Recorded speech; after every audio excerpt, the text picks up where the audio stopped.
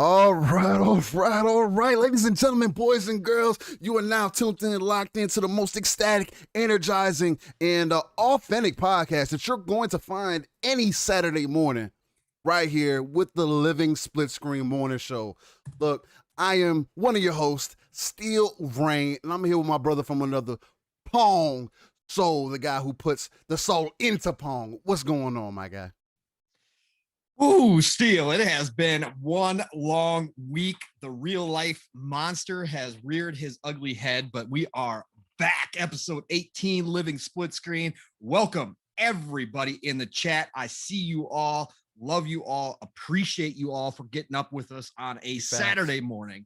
That's right. That's right. So, but no, man, it has been a long week, man. But you know what? We'll talk about I'm ready to rock and roll. I am ready to rock and roll because it's Saturday. I'm here with my brother from another Steel Rain, and it doesn't get any better than that. So, you know what? We got some spicy topics this Saturday morning. So I am definitely ready. But yo, we got to play some Ascent this week. We did out of that.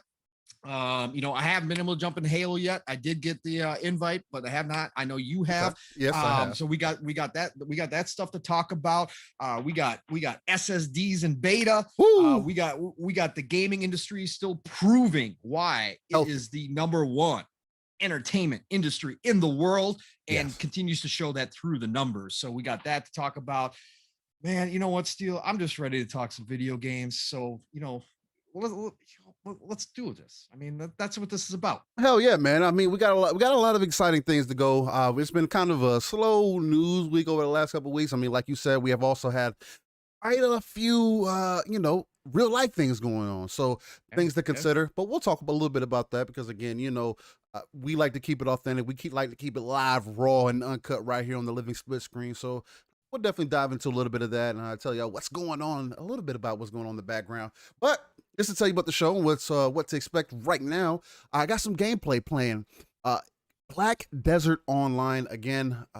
One of those. It's an MMO that I just can't buy them pearls. Buy them pearls. You don't have to buy pearls. I haven't had a chance to really jump back into it within the last couple of weeks or so, with everything just hectic and busy. Not only that, but you know, just getting into other games too. So, but I do have that good old gameplay running for you in the background. Hopefully y'all are enjoying that, running at that good old 60 plus frames on the Series X. But yeah, man. So nice. So nice. You get to say that finally, man. Yeah, man. It's definitely a good feeling that I can actually say that I finally got my Series console, right?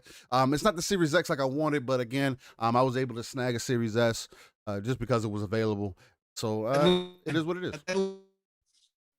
Let's just say. There you go. You were botting a little bit. I wanted to make sure you were still there. Talk. Yeah. I'm here. Can you? Okay. Yeah, I can hear you. You're botting a bit. Yeah. I don't know why. Let me check. It's on my side, guaranteed. Okay, there you go. Internet's been a little bit messed up. So okay. No, you're good. You're perfect. You're perfect now. Everything is going swell now. We definitely bounce back. The internet gods cannot hold us back today.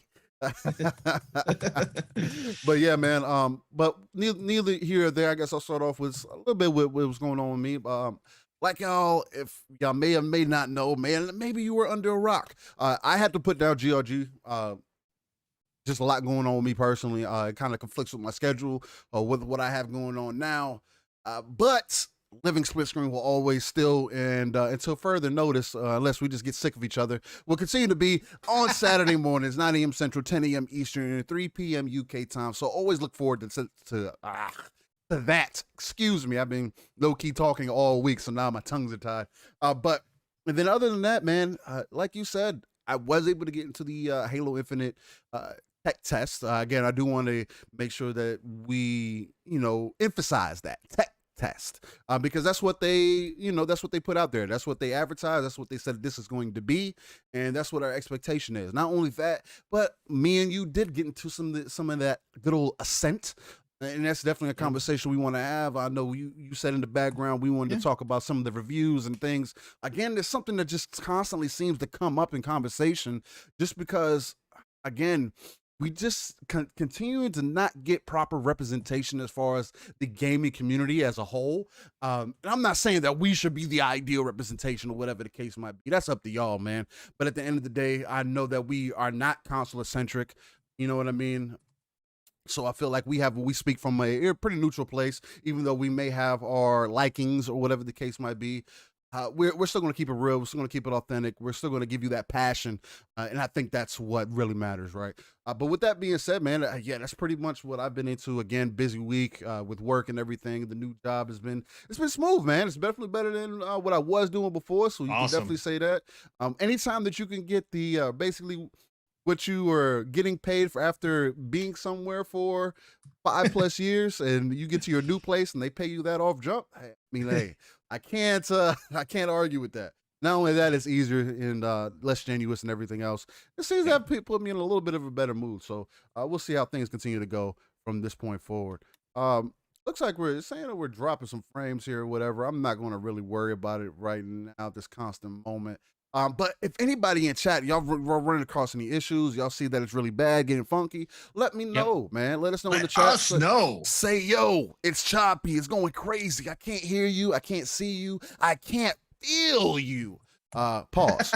But with that, we don't want you guys feeling. No, we don't want you to feel. Don't feel me up. We're cool. I got a wife for that. Damn. But with all serious, man. Look. I know you said you had a busy week yourself. Tell the people a little bit about what you got going on, what you've been able to get into. Yo, look, so month end at work, so it's always a busy time just in general. That's the way it is. So I haven't had a whole lot to do this week. Again, we got into the Ascent, which was fantastic. That was good to get a few hours there. I got some flight sim in. Obviously, that was huge. And of course, my NBA 2K21. I don't even think I need to say that anymore. You know, my team is looking good right now. I'll bet. I'm gonna have to do a how it started shot versus a how it's going shot. You're gonna need to.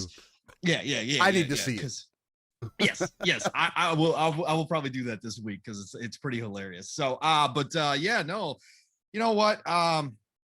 It's just real life does come into play all the time. Always. And you know, that's the thing. I'd love to be getting paid to be doing this and be able to stream all day long and sit around and talk video games all day long, because I do it in a heartbeat, but I can't. So you know what? We just got to make time for it, you know. So right. You do the best you can. I did actually get to play through some more. Let's see, this week, this week is a blur, but I think I did get to play through some more chapters on Last Stop from Annapurna, which was is really a great, again, narrative driven game. Not for everybody. Get that. Narrative driven games aren't my bag all the time either, but this one definitely is good, and it's on Game Pass. So if you have any interest, give it a try. So that's what I've been doing this week. Let's see here. What do we got coming up? We should probably do you want to jump into some upcoming games before we talk about Halo and how we feel about the Ascent?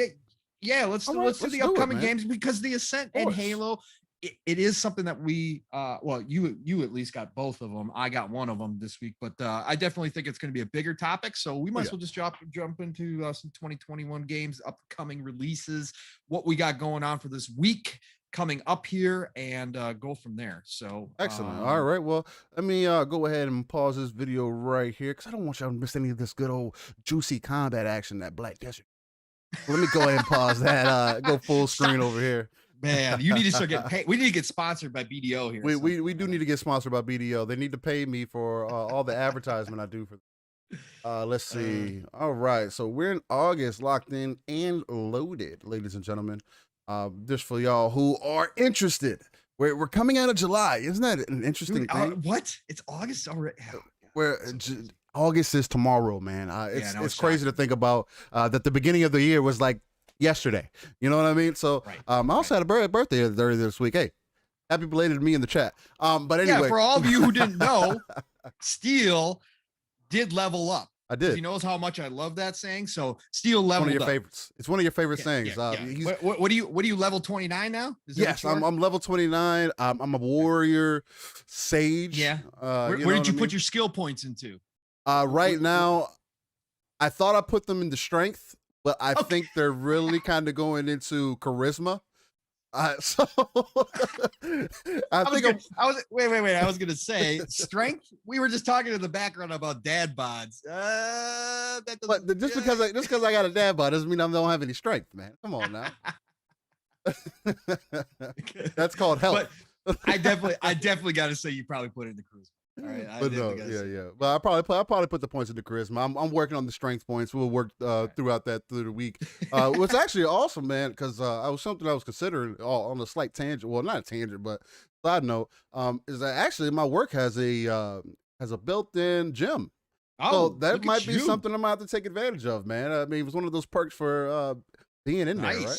I like it. Might have to show up early, get me a little hour workout in, and get yourself a little sweaty right before work. Your coworkers will get sweat. that. Well, they got showers and everything. Oh, yeah, they got showers. Come out looking clean. Yeah. Come out in your towel. Sit down at your desk, man. Exactly. Now you're learning. See, come out with the towel, with the dress shoes on, long socks. Fastest promotion in history. Let's go. Man, I'm just saying, man. I think I'm already getting ready. Oh yeah, but. All right, so we're into the upcoming game releases. Look, we do this just because we like to highlight what's coming out. A lot of people don't do this, man, and I feel like it's just a missed opportunity. Yeah. We want people to know because, again, we're trying to reach those 3 billion gamers, right? That's the entire point of this, and we just want to make sure that we're covering all the gaming industry overall, man. We're passionate about this, and want to just make sure that we portray that and everything. So, yeah, man, if you want to take it away, here we go. All right, let's go. So we got the week of the August 2nd through the 6th, I guess you want to say, because it's Friday, because we really don't get weekend game releases. So smaller week this week, not a whole lot. We've had a big couple weeks here, so it makes sense that we're gonna have a little week here, but that's okay. So on August 2nd, starting out on Stadia, for all 3 of you that are still on Stadia. Ooh. Along with PC, you guys get Grind. So that looks like Akupara Games, is the publisher, developer Cloverbyte. So there you go, a little action game for you on August 2nd. Then on, let's take a look here. We've got. Let me I need to. Yeah. Oh, you're good. We got for some reason the screen for me was kind of cut off for some reason. I don't know why. But you're good. You're good. Go ahead. All right, cool. And then also on August 3rd, we got Lemnis Gate coming out for PlayStation 5, Xbox Series X and S, PlayStation 4, Xbox One, and PC. This is a shooter. Now, everybody needs to go watch the videos on this one. Everybody's got a lot to play right now, so I have a feeling this one might get a little bit lost in the shuffle, and a lot of people forgot this was even coming out. I didn't know. But a lot of people forgot about this one, but definitely go check this out because it has a very interesting mechanic where basically each person takes a turn making their moves and plan. It's not a strategy game. Like it's like a first person shooter, but you plan out your moves, and then the other person has a chance to like go back in time and see what you did and then counter that. Yeah. And you guys take turns doing that through a round. Right. So again, it's hard to explain because it is kind of complex when you get down to it, but it is definitely a interesting and unique take on the whole thing. So you definitely want to go check out the videos. And I believe that is actually, I can't remember if it's going to be Game Pass or not. I should have double checked that one, but I don't think so. I think it is actually. Is it? It is. Yes, I believe it is coming to Game Pass. So it's definitely something that, again, if you're looking for something new, something interesting, go check out the videos because it is something that I think we saw last year at some point, and then everybody kind of forgot about it because there's so much stuff coming out. But it is extremely unique, and so it does offer people something different, which some people just look for if you just want to sit down and try something new. So check out Lemnis Gate, again, coming out August 3rd on Tuesday. On August, real quick, just to kind of interject right here in the upcoming games portion, just because Marion the Man brought up a good question. He said, as far as, because since we're talking about August, man, he said, what are we looking forward to in August real quick before we continue? Okay. What are you looking forward to in the I'm month of looking August, forward man? Let's to scroll down this list a bit. off the top of my head because there's so much going on. Yeah, I've got the list in front of me, but I would say Hades #1 coming to Okay. Game Pass. I've been waiting on that forever. As I get a lot of people have, right? Game of the year, award winner in many Mhm. different areas. Again, roguelite that blew up right on Yes. Switch, and it's finally coming and PC, I should say, obviously, but finally coming to Xbox Game Pass August 13th, I believe it is. I'm definitely looking forward to that. Aliens Fireteam Elite. I'm a huge Aliens fan. They look like they captured the essence of Aliens, which hasn't been done many times in video games. Unfortunately, it's a franchise along with like Predator that I think has not been capitalized on in the Right. video game industry just because people haven't gotten it right. The games that have come out have always had, some sort of issue, whether it's gameplay, bugs, it doesn't matter. It's just like one of those things. But Aliens Fireteam Elite as a co-op shooter looks fantastic. I can't wait to jump into that. Psychonauts 2, of course, Okay. later this month. I definitely can't wait for that. From what I've seen so far, the reviews, the early review, or not reviews, previews, I should say, Yeah. that previews that people have come out with. It sounds fantastic. So I really, I love Tim Schafer and Double Fine over there, and just the writing style Mhm. alone will get me into that game to try it out because I love the jokes and the Right. comedy that they put in. So Uh, I think those are the two major ones. One I've got my eye on. mhm. I'll just throw this out there. I don't think because again with my budget, I'm not going to be able to fit it in right away. Okay. But I think it's something that I'm going to pick up down the road, and people should go watch. They just came out with a new video this week. I want to say again, this week's a blur, so don't quote me on that. But they did come out with a new video of gameplay and some descriptions. And I never got a chance to play because it was a PC only game, but now it's coming to console, the second one, and it's right up my alley. It's an RPG with strategy style to it as well, but it looks actually really deep, and the writing looks really good, and like your decisions matter, Mhm. and I love those style of games, and that's King's Bounty 2. So go Really? check out Okay. those. Yeah. It was a pretty big game on PC, and now now we're getting the second one, and it's coming on console. So that's one I've had my eye on as well. But go check out those videos if you're interested in it, because it does look really good. I just don't know if I'm able to squeeze it in right away. So, but yeah, Word. what are you looking forward to, brother? I mean, me personally, I'd have to go with some of the choices that you made. Hades is Yeah. definitely kind of up there for me. After playing Death's Door, I'm extremely interested in playing Hades now. I definitely want to give that a run. I still haven't decided if I'm gonna wait for Game Pass or if I'm gonna go ahead and get it through Steam. I don't know yet. I may do both. Who knows? And other than that, Oh yeah, no, indie gamer. God, I don't. Again, it's been a blur this week. I just got to shout this out real quick. The Song of Iron coming out at the end of the month. Thank you. in Thank you August. for. Yeah. I forgot Wow. that Yeah. Okay. he had that announcement, and I Now completely that's forgot. one. Sorry, Joe. If you ever listen to this, brother, you know I'd never forget you on purpose. So, Song of Iron, end of the month, absolutely. It's on my list, and I'm gonna definitely be picking that up day. So day one. 100%. I'd have to agree with that also. Yeah. Hades, Song of Iron. Other than that, I'm not really seeing much else that seems to be attractive to me, man. Again, just looking down this list, starting from top to bottom, you got Naraka Blade Point. That has some interest for me. That's on PC though. That gets released on August the 12th. We'll definitely speak on that in the upcoming weeks. I do have gameplay of that actually on my channel, my personal channel. If you guys want to check that out, I did do a little gameplay for that. I was in the beta for it, so definitely check that out if you can. Other than that, I'm not really seeing much else. I don't have an interest in Psychonauts, never have. I appreciate it for what it is, and I know people love it. Yep. It's not a game that I would necessarily jump into, not compared to some other games that I'd rather play. And 12 Yeah. minutes is 12 definitely minutes. Yeah. has an interest for me. Yeah. I Another probably one. won't end up playing that one either, just because again, when there's other games that I want to play, and with the timing and everything else that I got right now, when you're playing stuff like the Halo, the early access Yeah. for Halo, or you're playing games like Death's Door, you're playing games like Black Desert, or any other game that just ends up pulling my attention. It's just hard. It's hard, man. You know what I mean? So, but yeah, for me, I would definitely say it's probably going to be Hades, Song of Iron, and those are probably going to be the main two right now that have me kind of excited for August. Yeah. No, Uh, 12 minutes will replace Last Stop for me once I get okay. through Last Stop.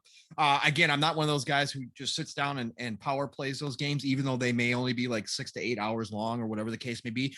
12 minutes will replace that one eventually because I do like those games when I come home and I only have a small amount of time to pop in something. It's Hmm. great to do because of how, and I'm assuming 12 minutes is going to be very similar because you're replaying it Hmm. over and over again and the scenario over and over again and trying to figure out clues and trying to Hmm. figure out what's going on. So I think it's going to be one of those games where I can just sit down in my short time spans and be able to hit up and get some gameplay in. So yeah, 12 minutes with everybody that's involved in that game with the actors and actresses. I can't wait. That's going to be fun too. And So before we get right back into yeah, telling y'all what the rest of the upcoming games are, Fun yeah, Speculation has a question. He says, yeah. "Hey, Steel, you gonna try Psychonauts because of Game Pass or no?" And then I want to read up this following question from Geezer Prime. Shout out to y'all. Gasp, Steel, wash your mouth out with soap, young man. Psychonauts is gonna be fire. And I'm not saying that it won't be. I'm not gonna be one of those guys like, oh, the game is not for me. I don't understand why you like it. No, far It's from. trash. I'm also, but I'm also the same guy that's going to Yeah. tell you whether I know what I'm into. I know what kind of games that I like. Psychonauts does not pull my interest in the least bit.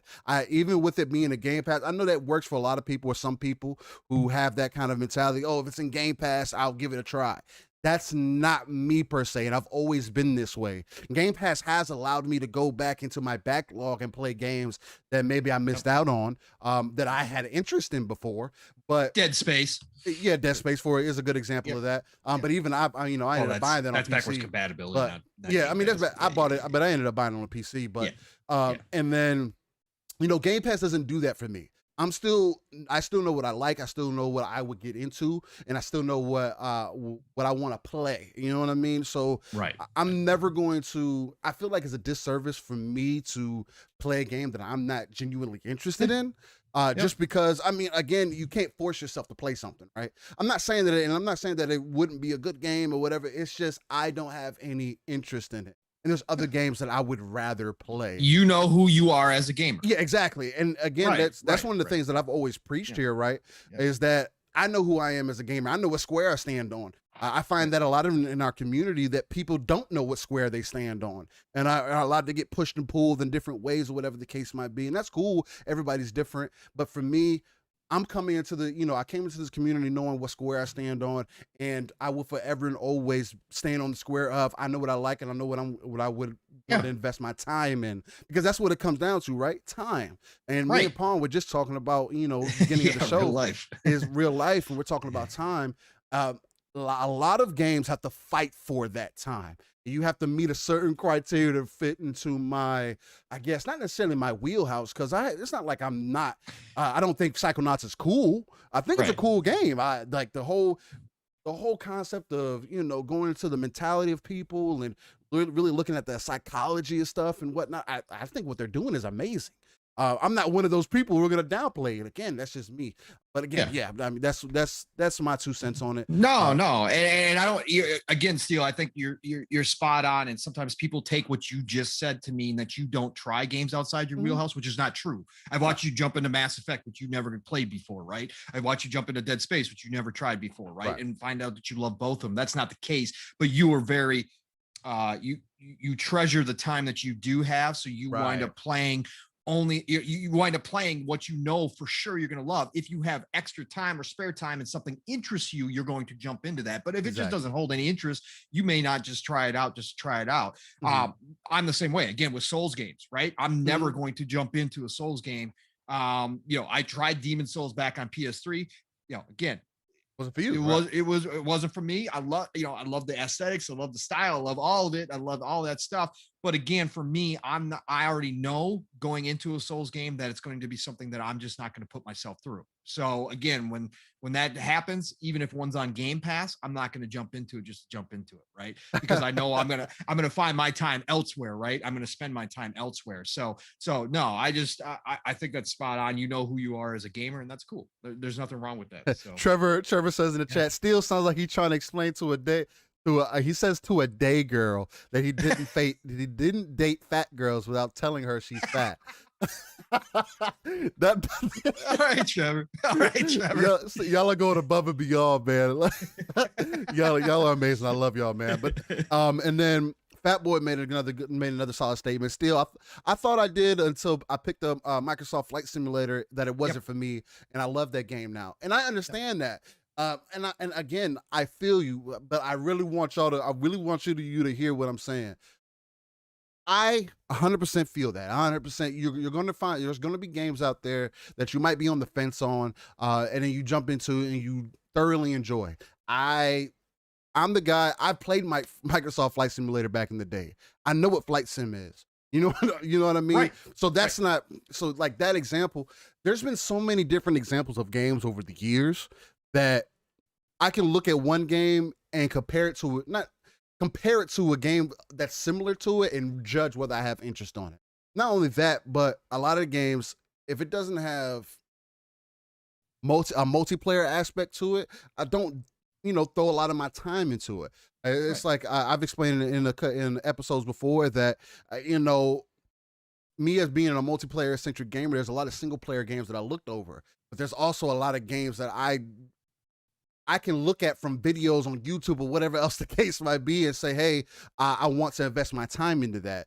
And so far, I've hit the nail on the head almost 9 out of 10 times. Every time Pong will tell you, Scarlet Nexus, I never played the demo. A lot of people did. Right. I love Scarlet Nexus.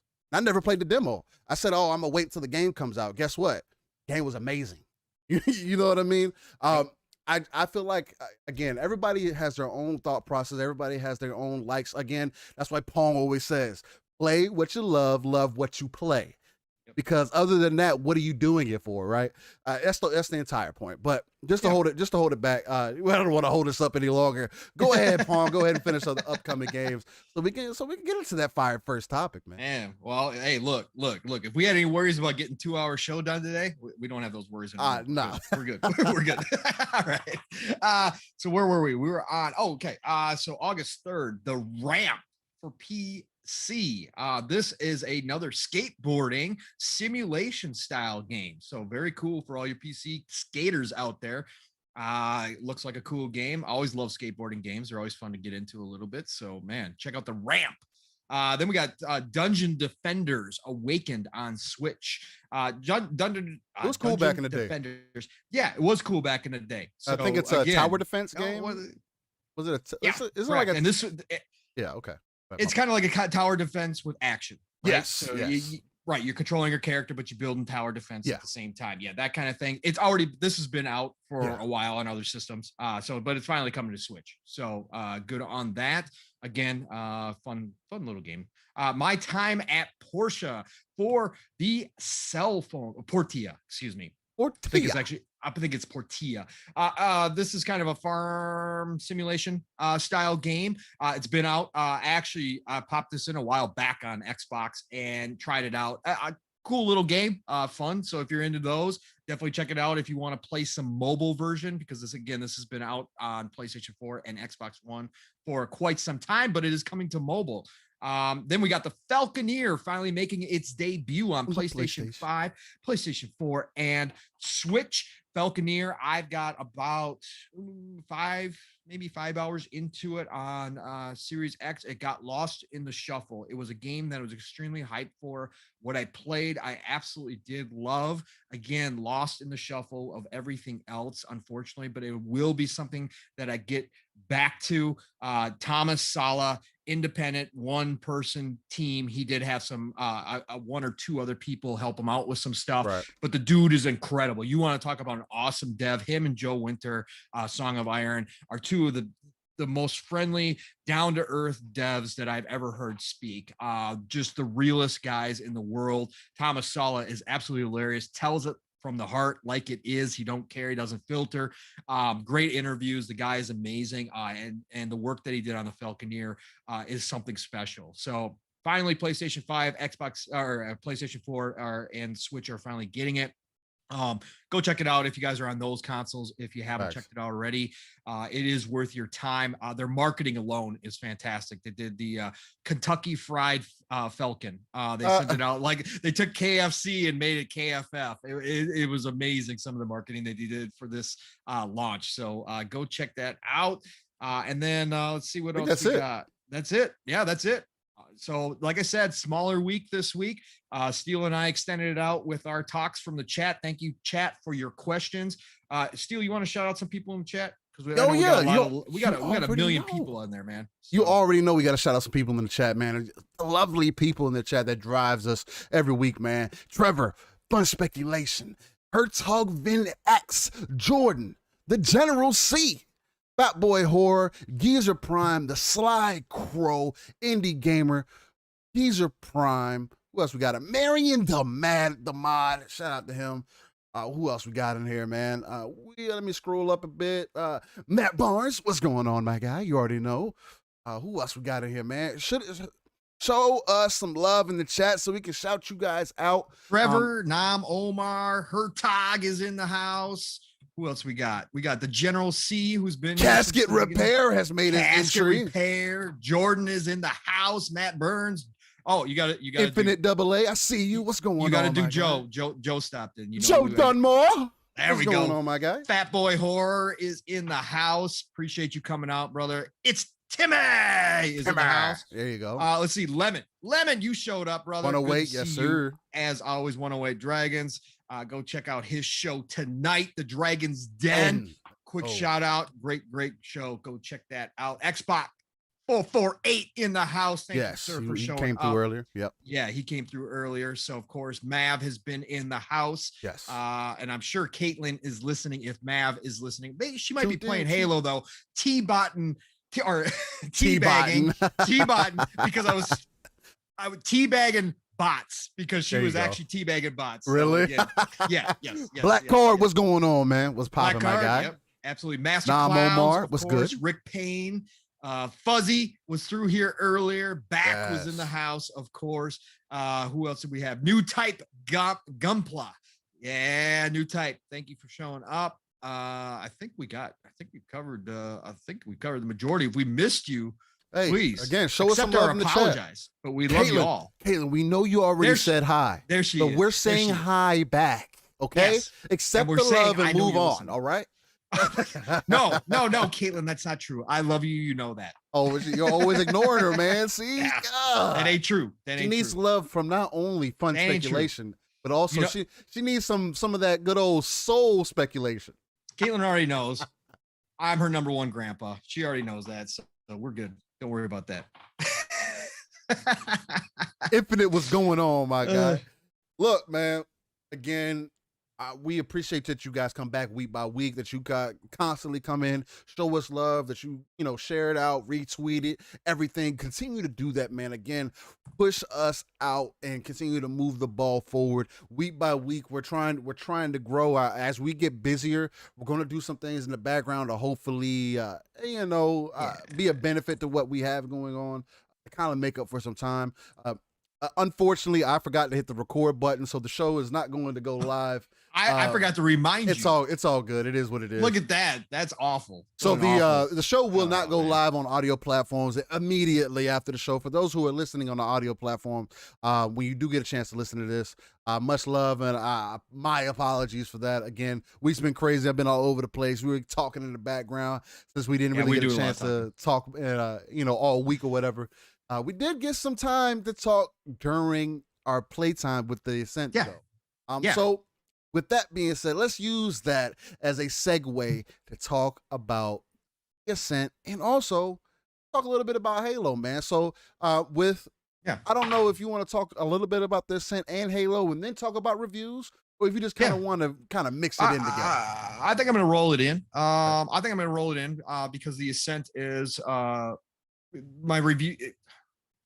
That portion of it is pretty specific to the Ascent, because obviously Halo is just a tech test, but we're going to talk a little bit about some of the attitude towards that as well. Okay. But at the same time, the Ascent, again, for everybody who doesn't know, twin stick shooter, looter, Diablo-esque style RPG, right? Yes. And anybody who has not seen this, it is a console exclusive to Xbox. It is in Game Pass, and it's done by a dev team of 12 people. This is Yes. not a AAA release. It is $30 if you want to purchase it. It is not a full price release in any way, shape, or form. And I set those tones for specific reasons because I think they are important to remember. This game has gotten a lot of hype because people were extremely excited for it because it is up a lot of people's alleys. The cyberpunk theme is, of course, a beloved theme. And it is something that a lot of people love to get into. And what they did here, the Ascent and this team at Neon Giant, they captured cyberpunk completely. Yes. So let's get some of the negatives out of the way first, so we can get on to the good. Okay, man? so what's going on? Well, you and I played it, right? And a lot of people have been playing this game, and a lot of people have not been having very many issues. Or again, it seems to be one of those games that's hit or miss as far as issues and bugs and stuff go, right? And some of the reviews talked about some of those, and other reviews, really had very few problems, right? So I guess let's speak personally about our experience first. Yeah. So Steele and I had issues with losing connection during the game when I was hosting, which is rare. I have good internet. I've got about, I think I'm at 7 or 800 downloads. So I've got good internet, right? And I usually don't have any issues hosting games, but whenever I was hosting a game, Steele was winding up losing connection. And then when we did the flip, we didn't have that issue like the way we did when I was hosting it, but we did have an issue where Steele hosted a game, and because this game features an auto save, I had brought my character in from the auto save that we had been working on, because you can carry over your progression, you carry over all your weapons, carry over experience, loot, etc. Right? So I had brought in my character into Steele's hosting his game. He had started a new game, right?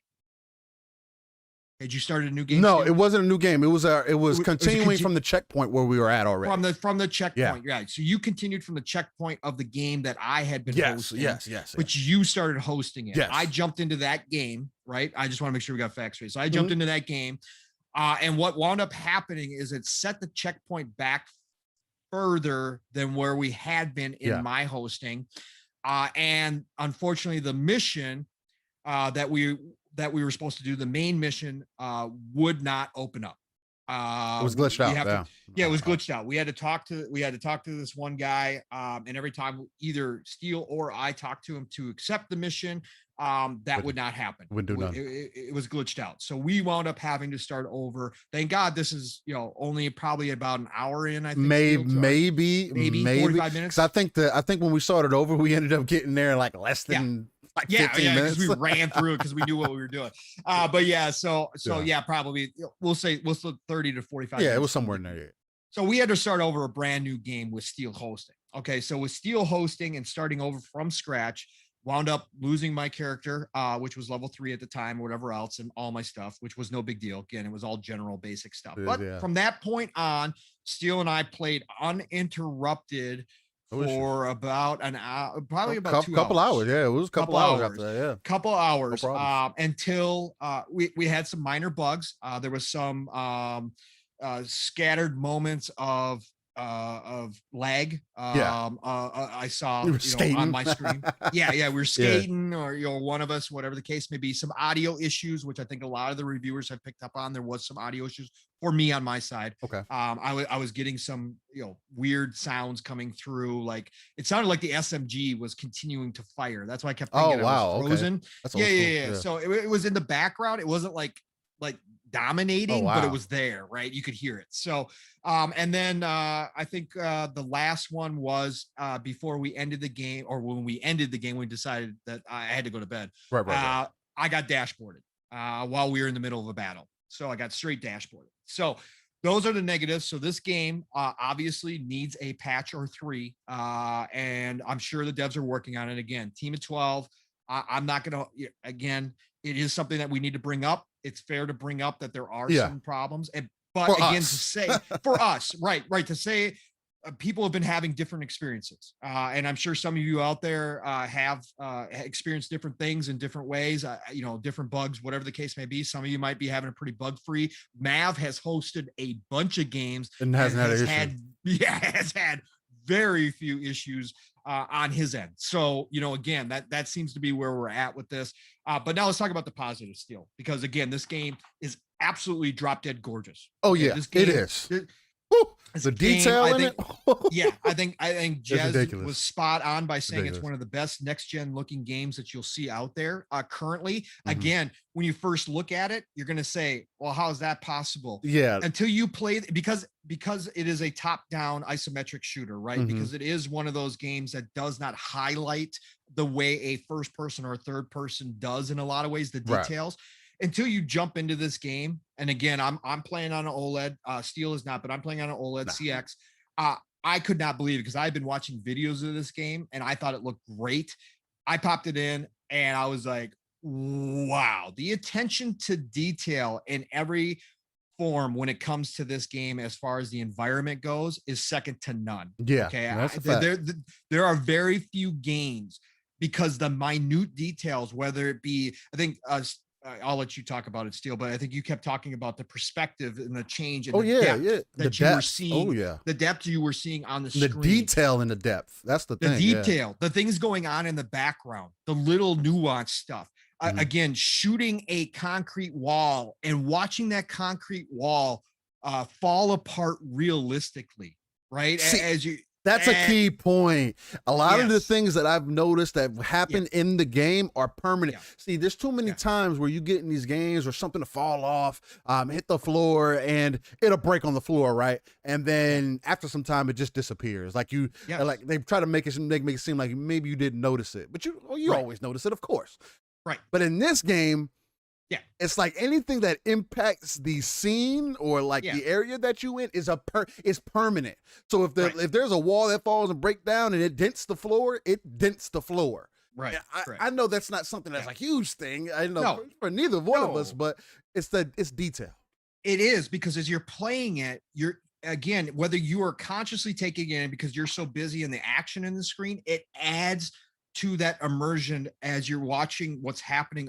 You're subconsciously taking in everything that's happening. And all of a sudden, you may not focus on that because you're focused on killing the enemies. But at the end of the day, that little stuff happens in the background and it feels more realistic. And again, this is not a realistic type of game, but what I'm saying is it feels just more like natural that things would be happening in the environment while you're in the middle of a gunfight that you don't see elsewhere in other games. And that's, to me, is a special part of this game. And like I said, the atmosphere of walking through the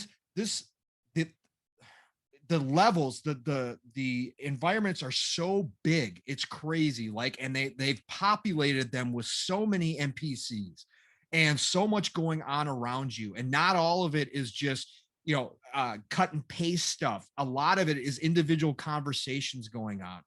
A lot of it is Steel. You watched, you captured on while we were playing a robot just walking up to, and it was just like totally like, it just seemed unscripted because we had been through the spot before and it wasn't happening. But then all of a sudden this robot showed up to the snack machine and started trying to buy a snack.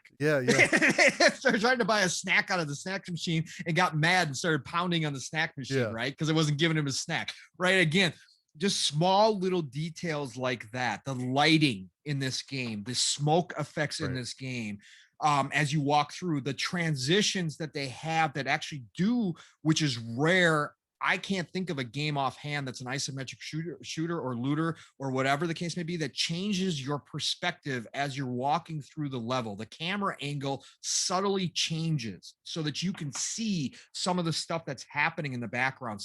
You can glimpse some of that depth that's going on in the background. All these little touches really suck you in and bring the atmosphere of cyberpunk to reality when you're playing this game. And then, we could talk about, okay, so some people had problems with the UI. I agree. The UI can be a convoluted. Clunky. Yeah. It's clunky. It's clunky. I should have probably brought that up in the negative section. It could be better. Again, it's not it's not a complete negative to me. It's just something that could have been done better. But the graphics wise, the style wise of the UI is cyberpunk through and through, and I love it. Oh yeah. Right. So when I hop into the UI, it's like, oh yeah, I'm in a cyberpunk game through and through. This is like good stuff. It reminds me of Cyberpunk 2077. Like 2077. It really does. Right, exactly. Like the whole menu does. It does. Yeah, it does. It's not as good, but yeah, and that's fantastic. A lot of people had the idea that when they were comparing this, and I don't know if this is developer fault, if this is just reviewers fault, or people that kind of saw the game beforehand. Again, Diablo-esque in the style, but I think a lot of people got the impression that there was going to be a ton of loot.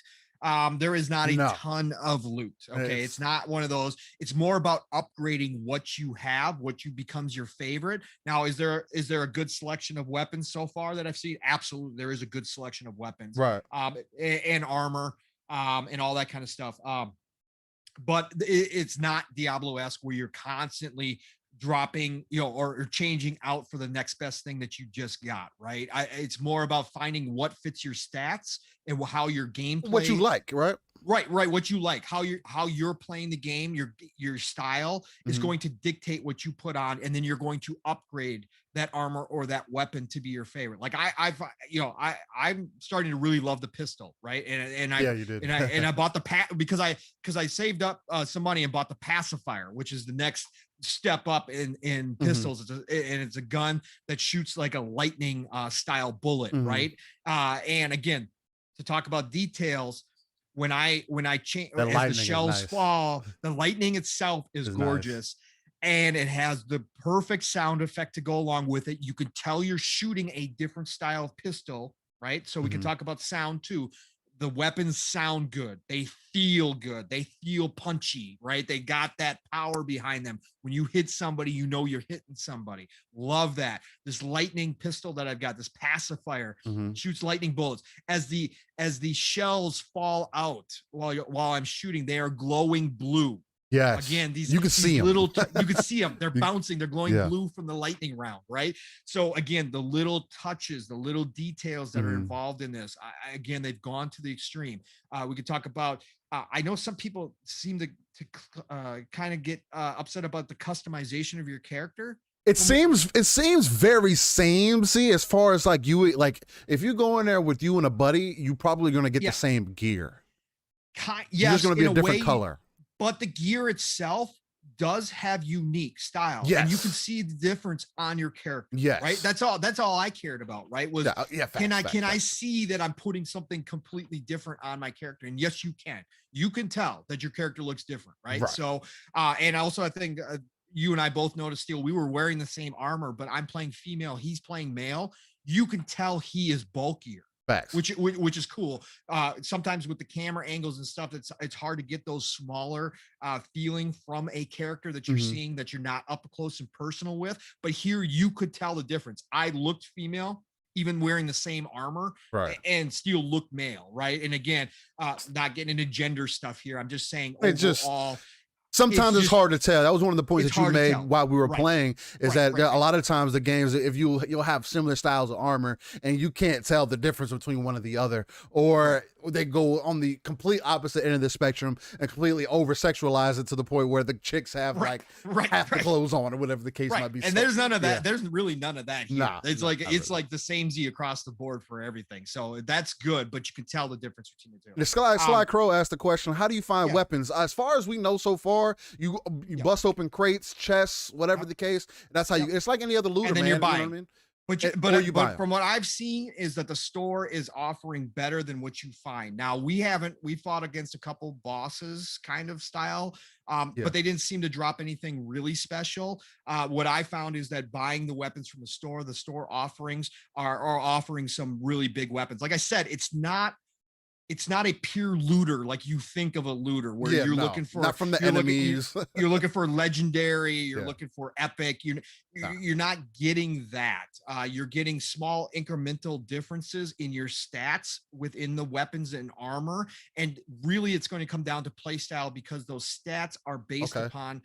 Again, that's the same as always. Yeah, Matt was go ahead. saying that the enemies do drop. Yes, they do Okay, drop okay. stuff. Yeah. Because we picked up. I'm just saying they weren't dropping like really special weapons. Okay. Because we did pick up some He's armor not dead. off the first boss that I think we killed. We did pick up some armor off of him. So they still will drop, but most of the time you're going to find better stuff in the shop. That's where I got my pacifier from, right? And then you got to So find fire. components to upgrade those weapons, Mhm. right? And you can get them to plus, 4 level or whatever the case may be, which is going Mhm. to increase the stat. But again, I think the details in this are incredible. I think that they obviously spent their time here again to remind everybody why I started by saying this is a 12-person team, dev team. This is a double A independent style game. This is not a triple A game. And it's important to remember that when you're reading or writing reviews for me. Mhm. And again, some people like to say, well, we shouldn't do that. But again, it does make a difference because if you don't have the budget of a triple A, if you don't have the team size of a triple A, there are going to be certain things, even if you are ambitious, which again, this game is ambitious. Yeah. And I give the team credit for trying to be ambitious, right? I give them all the credit in the world. There are going to be certain aspects to a game that don't get the same polish or the same, I should say, I don't want to say quality because that's not true, just the same scope as a AAA game is going to get, right? Like I think if this team had been a 40 plus team, Oh, they probably would have expanded out the loot, yeah. right? They probably would have expanded out. They probably would have had it more time to work on the UI and maybe come up with something. Again, there's going to be things that separate, but it should not take away from what the game is because it is a smaller team, and I don't think that should take away. Yes, it can be criticized. Yes, it can be talked about, but overall, and we'll get to the review part here. I don't think it should take away that much from the game. Yes, you can criticize it. Yes, it can knock it down a little bit, but I still think it's important to remember where it comes from and who created it. Now let's talk about character and story. So far, I am loving the characters. This has been a hit or miss for people. I am loving the characters. I am loving the writing. There is subtle comedy within this writing that I absolutely love. Okay, I love the character Poon, one of the first guys you meet. No spoilers here. Poon is awesome just because he is consistent on how he does his outro. When he's going to when he leaves a conversation, it's Poon out.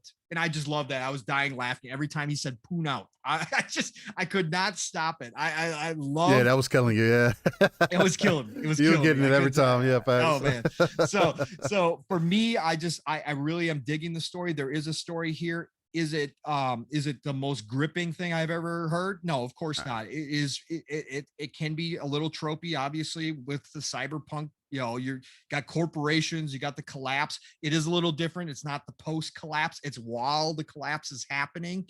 So that's kind of cool. Usually we get the games that are post collapse when everything's all gone to shit already and you're throwing in the middle of it. Right now we're kind of in the middle of that, right? Where things are just starting to come together. So I can't wait to explore. I got to say the lore building that they've done in this game, if you go into the codex, again, not everybody's a lore person. So again, I know not everybody's going to appreciate this. And again, with Steele and I playing co-op, I didn't deep dive it like I normally would. But just looking at the codex and reading some of the codex things that you were picking up, whether it be data pads or just some of the fill-in story that they give you, it's well done. They've gone in depth with their lore. So they have done a great job world building behind the scenes. That's what that shows. So they've built something special there. Again, gameplay wise, I think Steele, you and I both, it runs smooth. Again, we had some choppiness. I had some lag here and there, but overall, the gunplay feels good. If you're not used to a twin stick shooter, it may take you a while to get used to it. But once you do get used to it, it is really well done. You can feel the difference as we're going up in levels. I could tell I was putting skill points into my accuracy, and I could tell. I could literally tell on the screen that I was hitting better, along with critical shots, right? Critical hit shots. I could tell that was working, which is what you always want to see when you spend your skill points. It's important that you feel that they are doing something for you. Yeah. And I could see that here. Gameplay outside of the few leggies was very smooth, running at 60 frames. Again, I think overall this game, again, I don't do reviews because I don't finish many games, but I always give my, just overall opinion. thoughts. Yeah, my opinion again, which is what a review is at the end of the day. This is definitely not a 3, as some have said. No, it's not a 30. It's not a 30, bro. Like, 330. No. It is not by that any stretch of the imagination. Trusted people that I go to, Ains, Jez, they both gave it. Jez gave it a 3.5 out of 5 stars. And Ains gave it a 7. 70. Correct. A 7. Yeah, exactly. I can see why they did that. I can hear their criticisms. I don't have an issue with this game being rated a 7. I personally, right now, just from the little bit we play, I can see it trending for me as being an 8, 8.5. Right. Yeah, it's probably going to be more like an 8. I mean, overall, we get some more gameplay in. Or whatever the case might be. I could definitely see it being an 8. But let's talk about the reviews let's talk about Metro in particular, who came out and gave it a 3, which Metacritic then again turns into a 30, which bombs out the score, because we still to this day don't get enough reviews on the Xbox side of things on Metacritic. Again, I don't care about Metacritic, but some people still go to that for information. So we have to acknowledge that it's there, because unfortunately the average gamer will still use that site. And they see an average review score of a 65 for this game. I think it is right now, after I think it's 17 reviews, I want to say. That is false. That is wrong, and it should not be there. Again, reviews are opinions at the end of the day. But for somebody to actually write a clickbait article, which is absolutely what it was, Metro has been known to do this in the past with other things, to write an article to hurt a dev team of 12, it doesn't matter. I shouldn't even count the size here, because it doesn't matter. Anybody who writes a clickbait review article, which hurts the team, which hurts the game's overall perception to the average gamer who is going to use Metacritic, you guys are morally wrong to do that. And there is no excuse for it. And I don't care. Again, I just got done saying it's an opinion, and somebody can have an opinion that this game, but there's no way you could critically look at this game, take in everything that is involved in this game, from graphics, sound, gameplay, all of that, and then wind up giving it a 3 or a 30 at the end of the day. A 3 or a 30 is an unplayable game. And I don't care where that's like we talked about in the background. Broken game. Like we talked about in the background a little bit. We were like, I was saying to you, that's like saying you tried to like it, but it was broke. Right. Like, you liked what you had, but it was broken. Like you couldn't play it, you couldn't deal with it. Couldn't play it. Right. That's not even close to the case here. So this was a pure clickbait article, but it hurts real people at the end of the day, right? It really does. And I don't say that lightly. It's just wrong to do, period. Again, if it's a game you don't like, if it's a style you don't like, right? I should say, if it's a style you don't like and you don't normally play, don't review the damn game then. I don't care if you got a review code, don't review it. Okay. Just come out and say, hey, we don't have a reviewer right now that typically plays these style of games. We feel that our experience would be less than, because we can't enjoy these games. So we're just not going to review this game. Come out and say it, right? Or find somebody to write the review for you that actually enjoys these games. Again, the review doesn't have to be glowing. Again, I trust Ains. I trust Jez. I find I align with them. I also align with ACG in his reviews usually.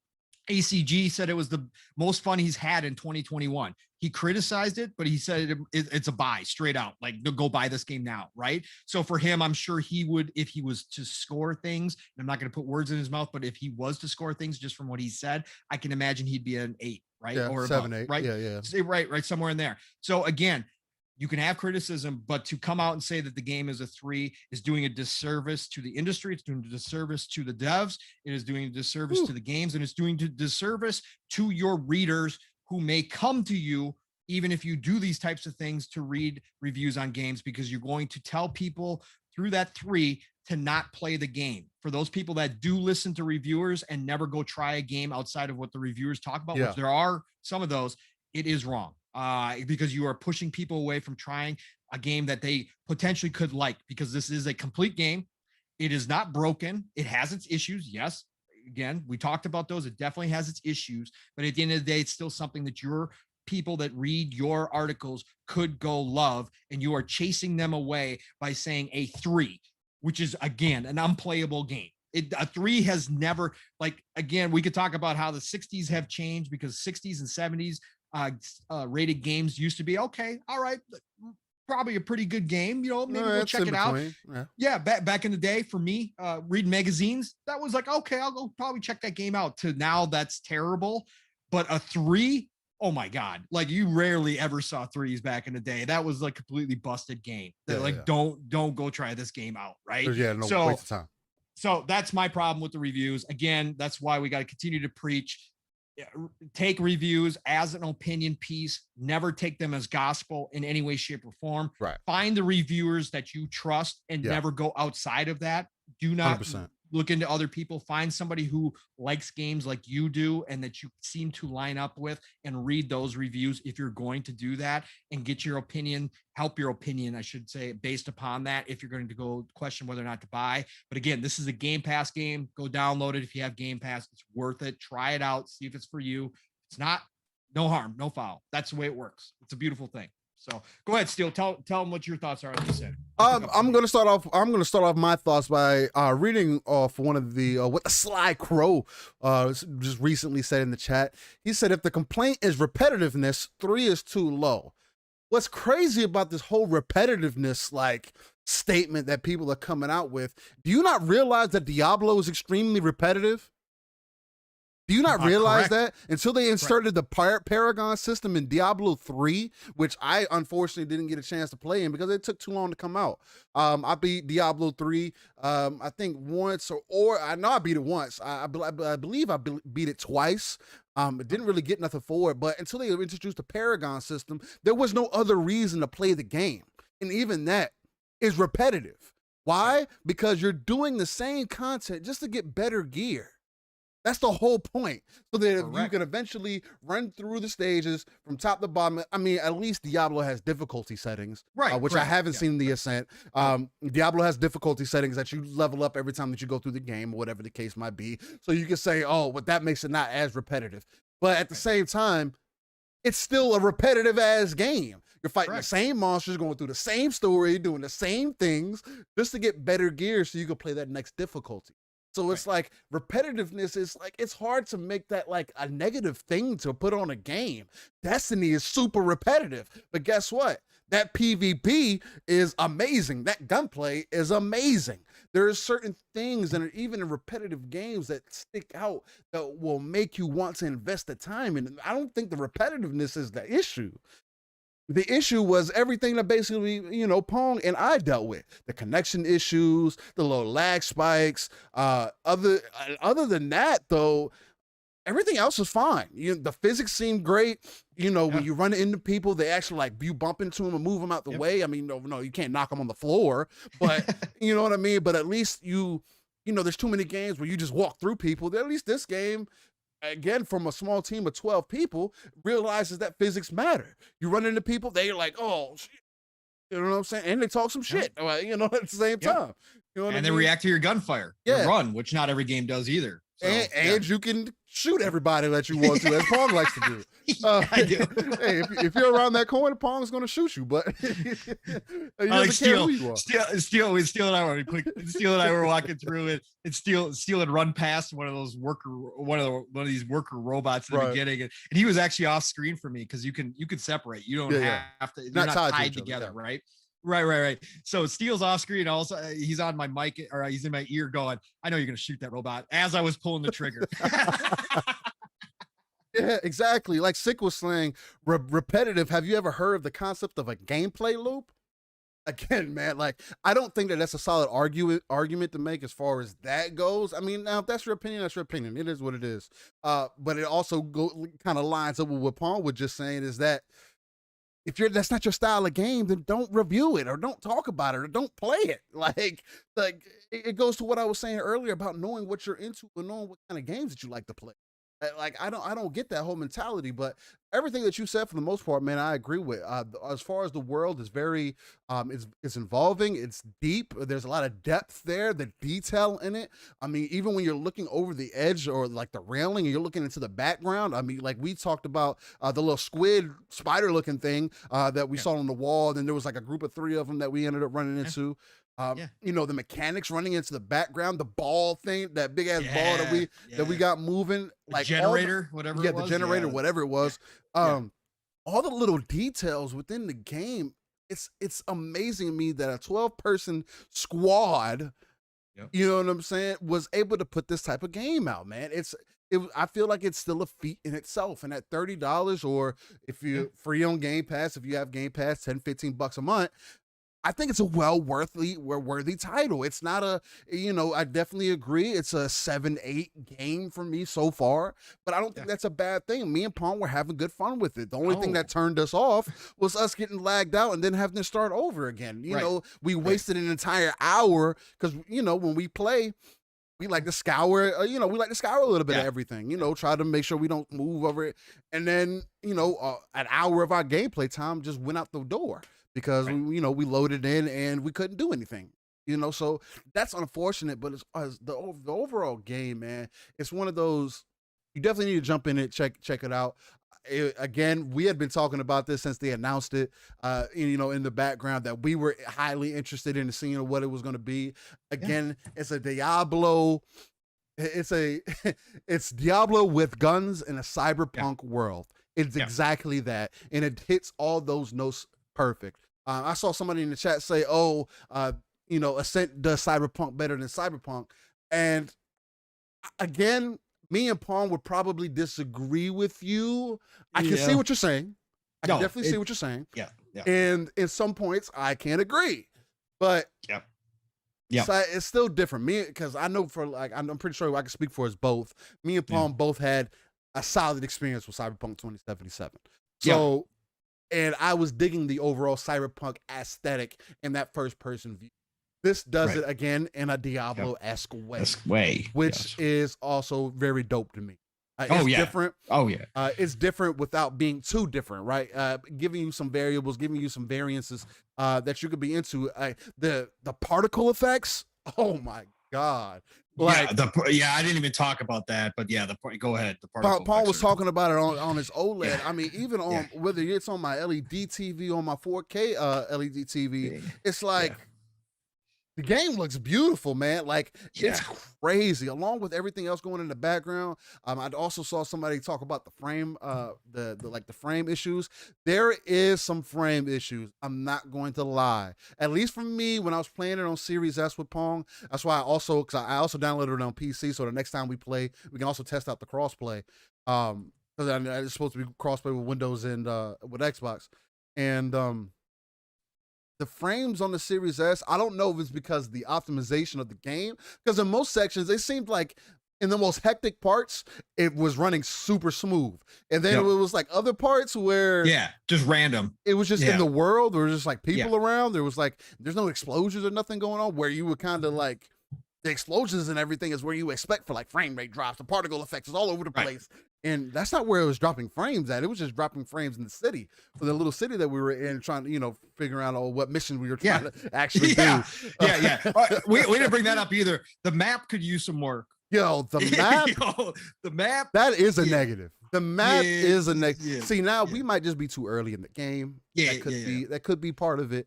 But the map, this is one of the most convoluted maps I've ever seen. It is hard to tell where the hell I'm at.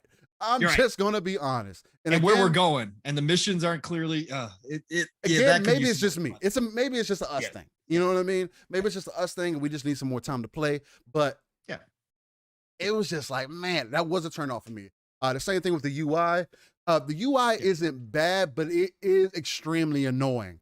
It's clunky when you're trying to go through it. You press one direction on the D-pad. And it's like, for example, best example that I can give you, because it does it in the character creation menu.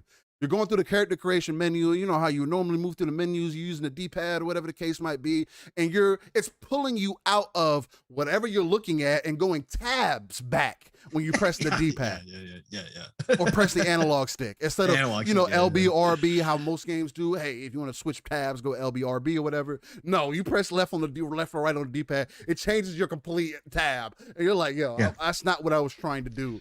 You know what I mean? So it's a lot of it has a lot of like convoluted things going on in it, but Mav, you're correct. Hit up on the D-pad and it does show you where to go next. You a line. It does not do that for side missions. It does not do that for side missions. The side missions weren't working with that, and there's really no clear markers like anywhere that really tell you. I mean, There's is, markers, but it's not like it's not as obvious as other games that have done it in the past. Again, maps have been around for generations.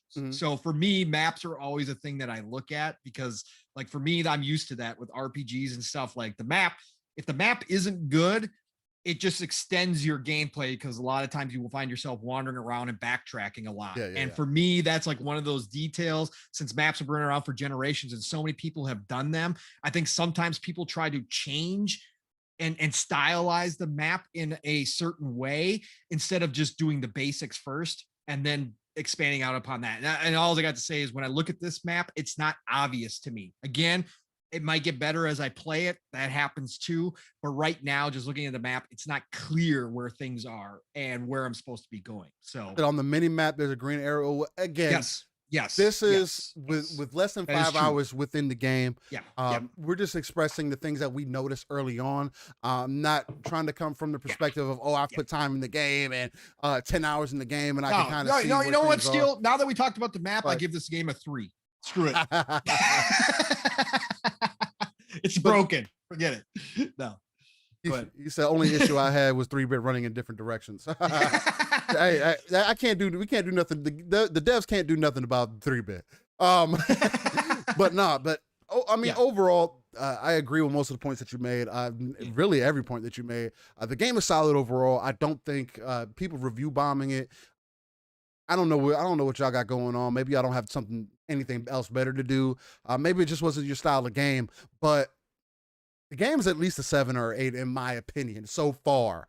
And it can only go up from there, right? I mean, we're less than 5 hours in. We're saying this. I can only imagine we would be 15, 20 hours in or whatever the case might be. We put some more time in and we're got upgrades and we're really, tearing people up or whatever the case might be.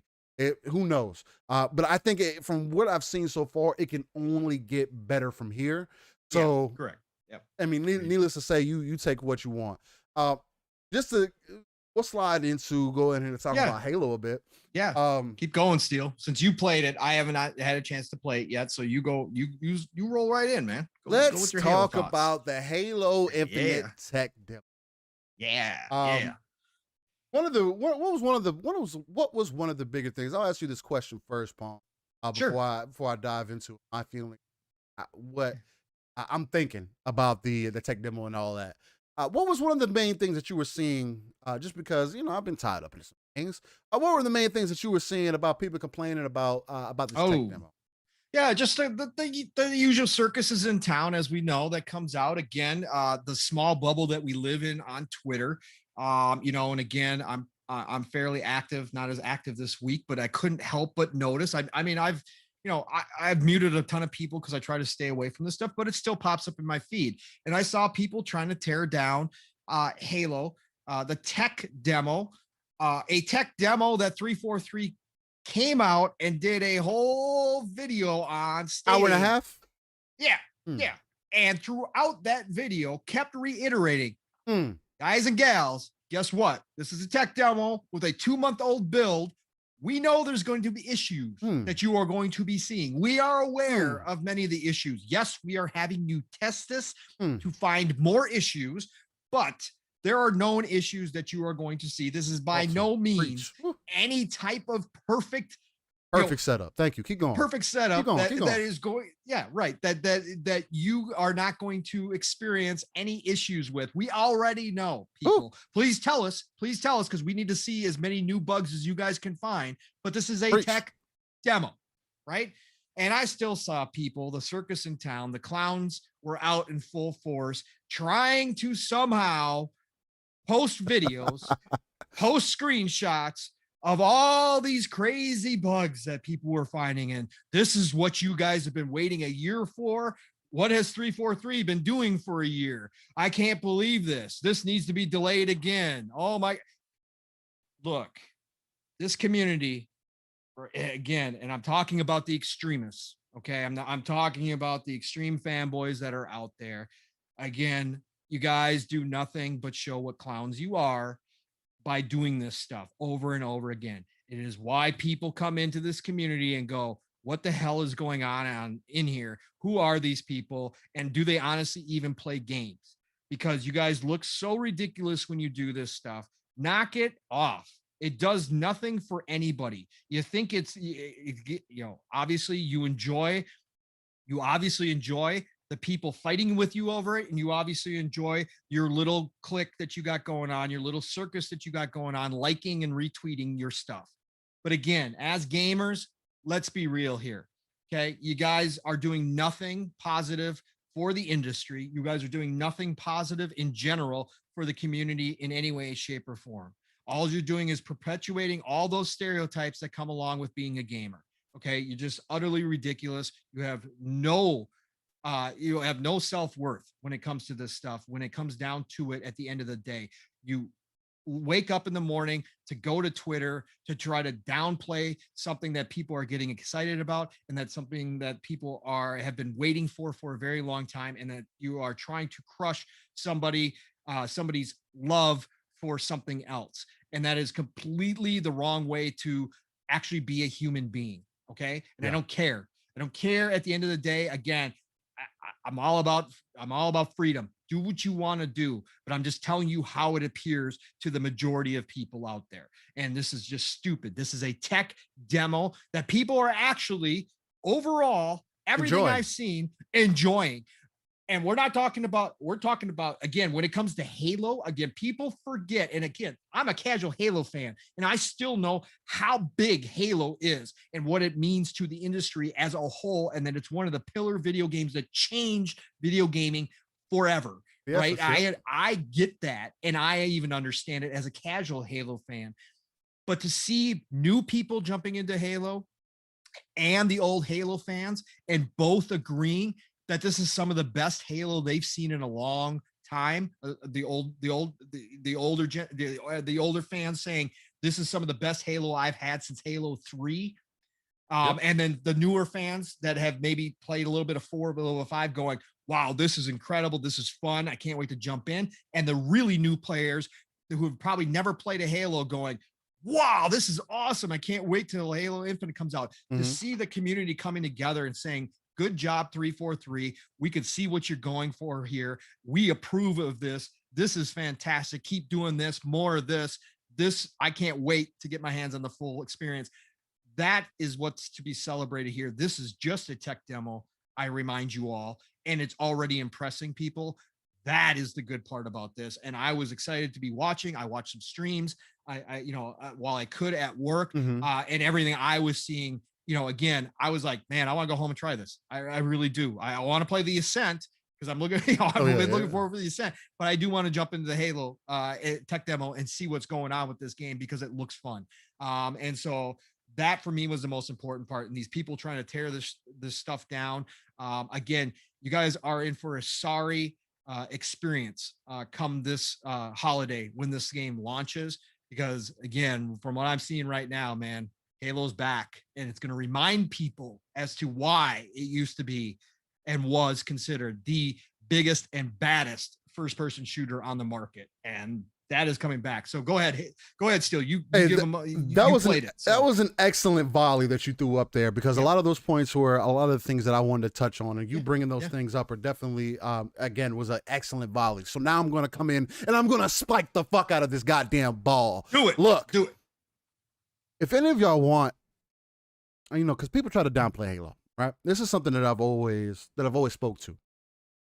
People try to downplay Halo. Oh, Halo's overrated. Hey, Halo, y'all always want Halo to do this, and other thing. Oh, Halo doesn't have the same magic. Why is Splitgate getting the love that it's getting?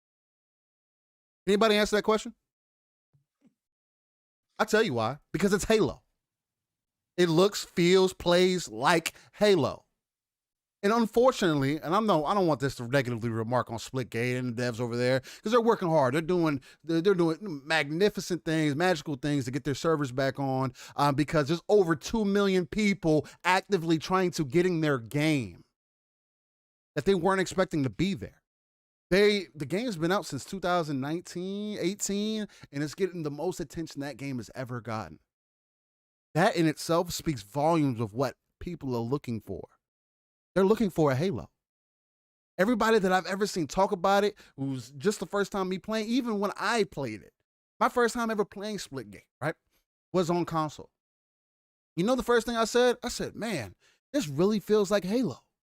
This feels so much, the game modes, the way that it plays. The only thing it doesn't have is the nades. Other than that, it's pretty much a Halo clone. And there's nothing wrong with that. But for people to downplay these games is so like insane to me. And then one of the points that Mav made here in the chat, saying from most people actually playing the game, there it seems like there's a lot of positives, but that wasn't the point that I wanted to touch on.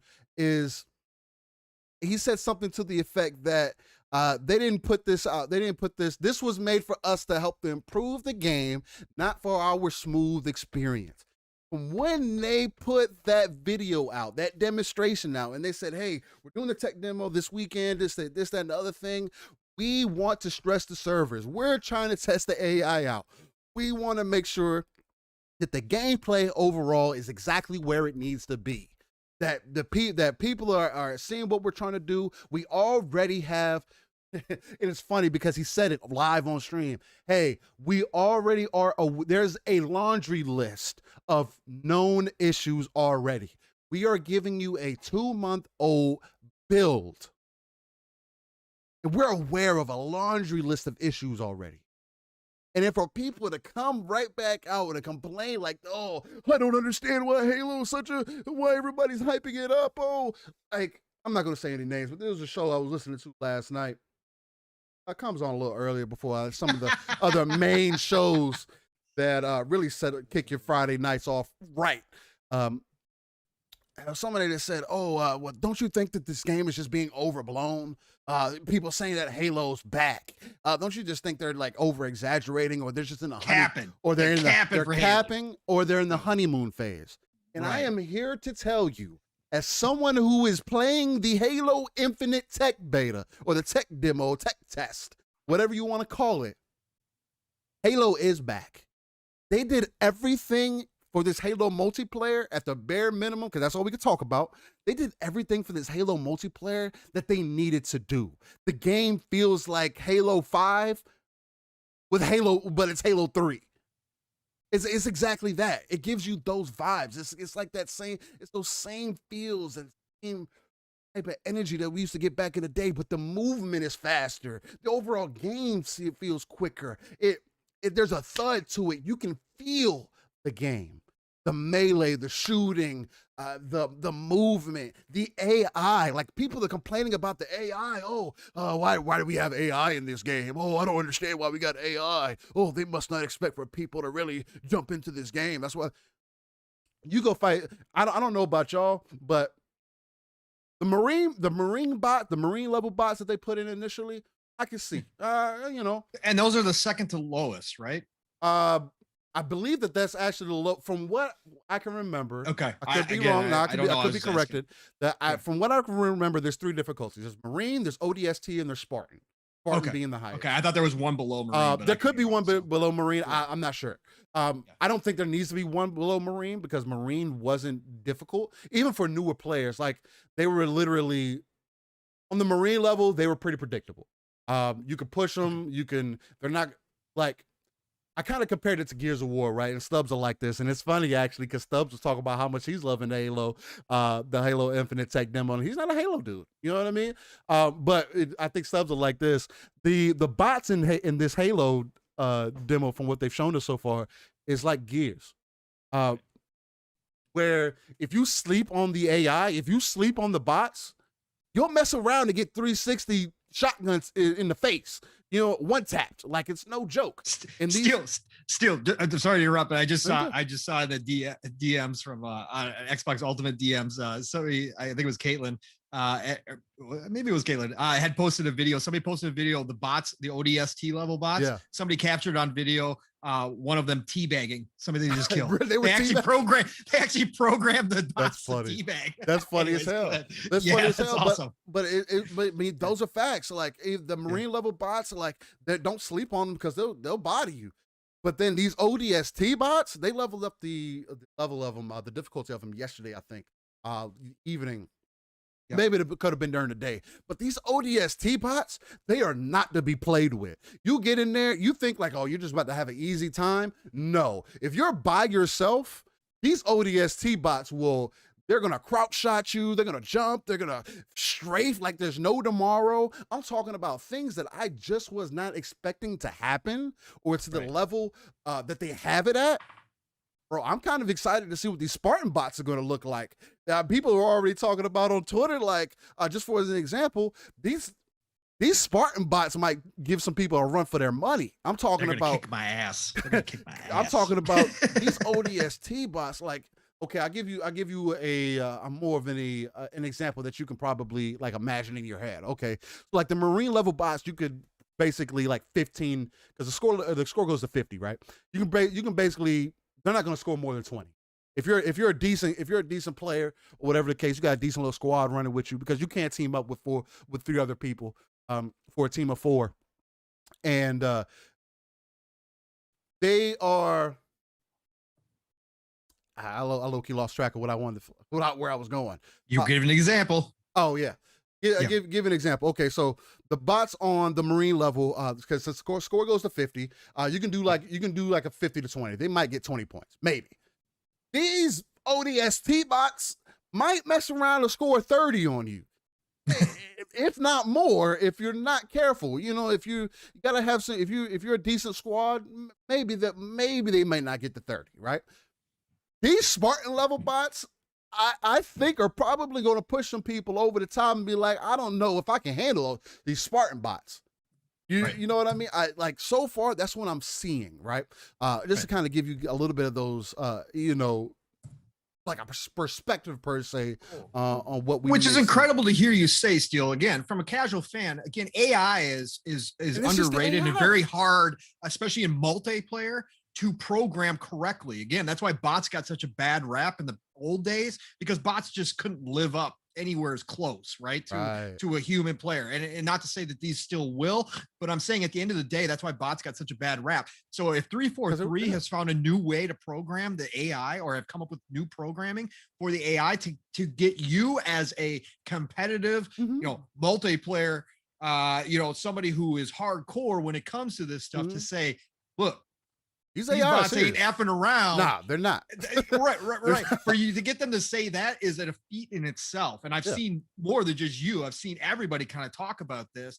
That is a feat in itself. And 343, again, with bots, they got something special, because again, there's going to be people who do like to play against the bots, and that's going to help them train to get better. Like somebody like myself, it will help me train to get better, to get in there and actually, feel 100%. Competitive. 100%. Right? Like, so, I wouldn't. Yeah. It's one of those things to where it seems like it's being done so well to the point. You know how we want to hop into games, let's run a couple social matches before we do competitive game modes or whatever else the case might be. You know how you do that in other games. This is coming so like refined to the point to where I can be like, yo, Pong, let's do some warm-ups, man. I know you might not like to, you might not want to hop online and really, deal with other people. Let's put them on the ODST level and see how you feeling. Right. You know what I mean? Oh, if you're knocking them out the park, okay.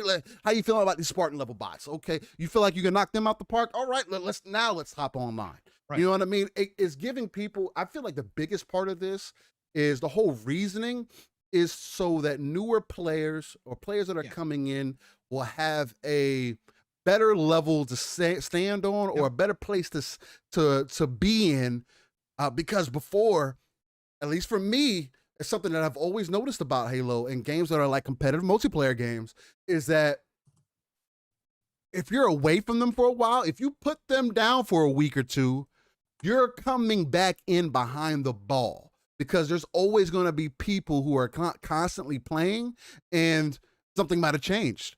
You know what I mean? So it's like, 1 week somebody might have been hopping around corners to shoot you. The next week now they're sliding around the corner, or they're crouch shotting you, or, they put a little shield up and they're using that as protection. There's just little things that get thrown in there. Also, with you keeping your aim on point, Halo, that matters.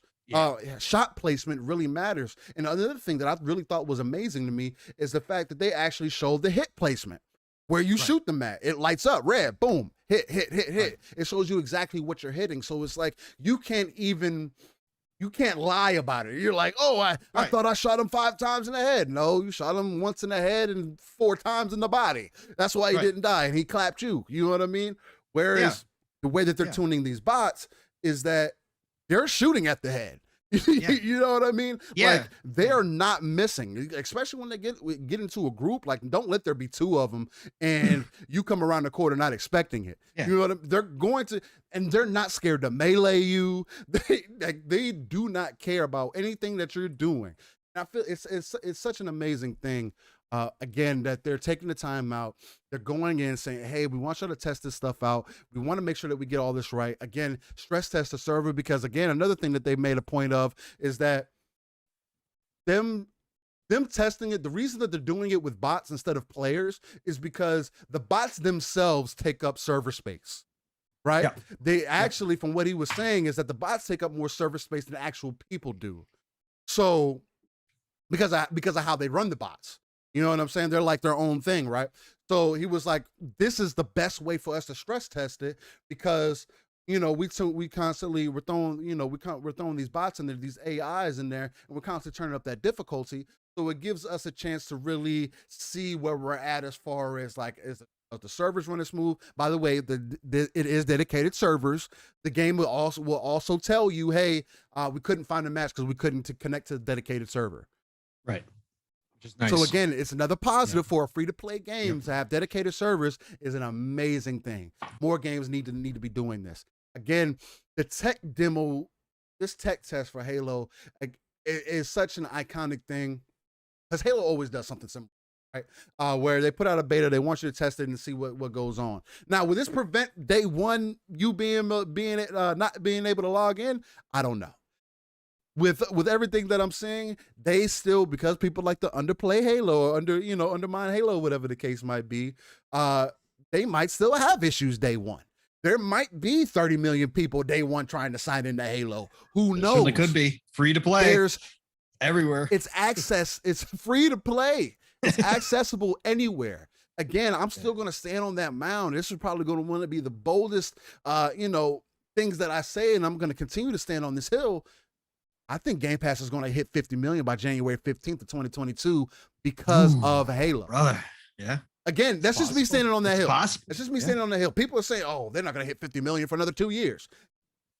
You saw what happened with Disney Plus once they got some content in there, right? As soon as that Marvel and Star Wars content started rolling in there, oh, now they're at 200 million out of nowhere. Yep, correct. They're knocking on Netflix's door.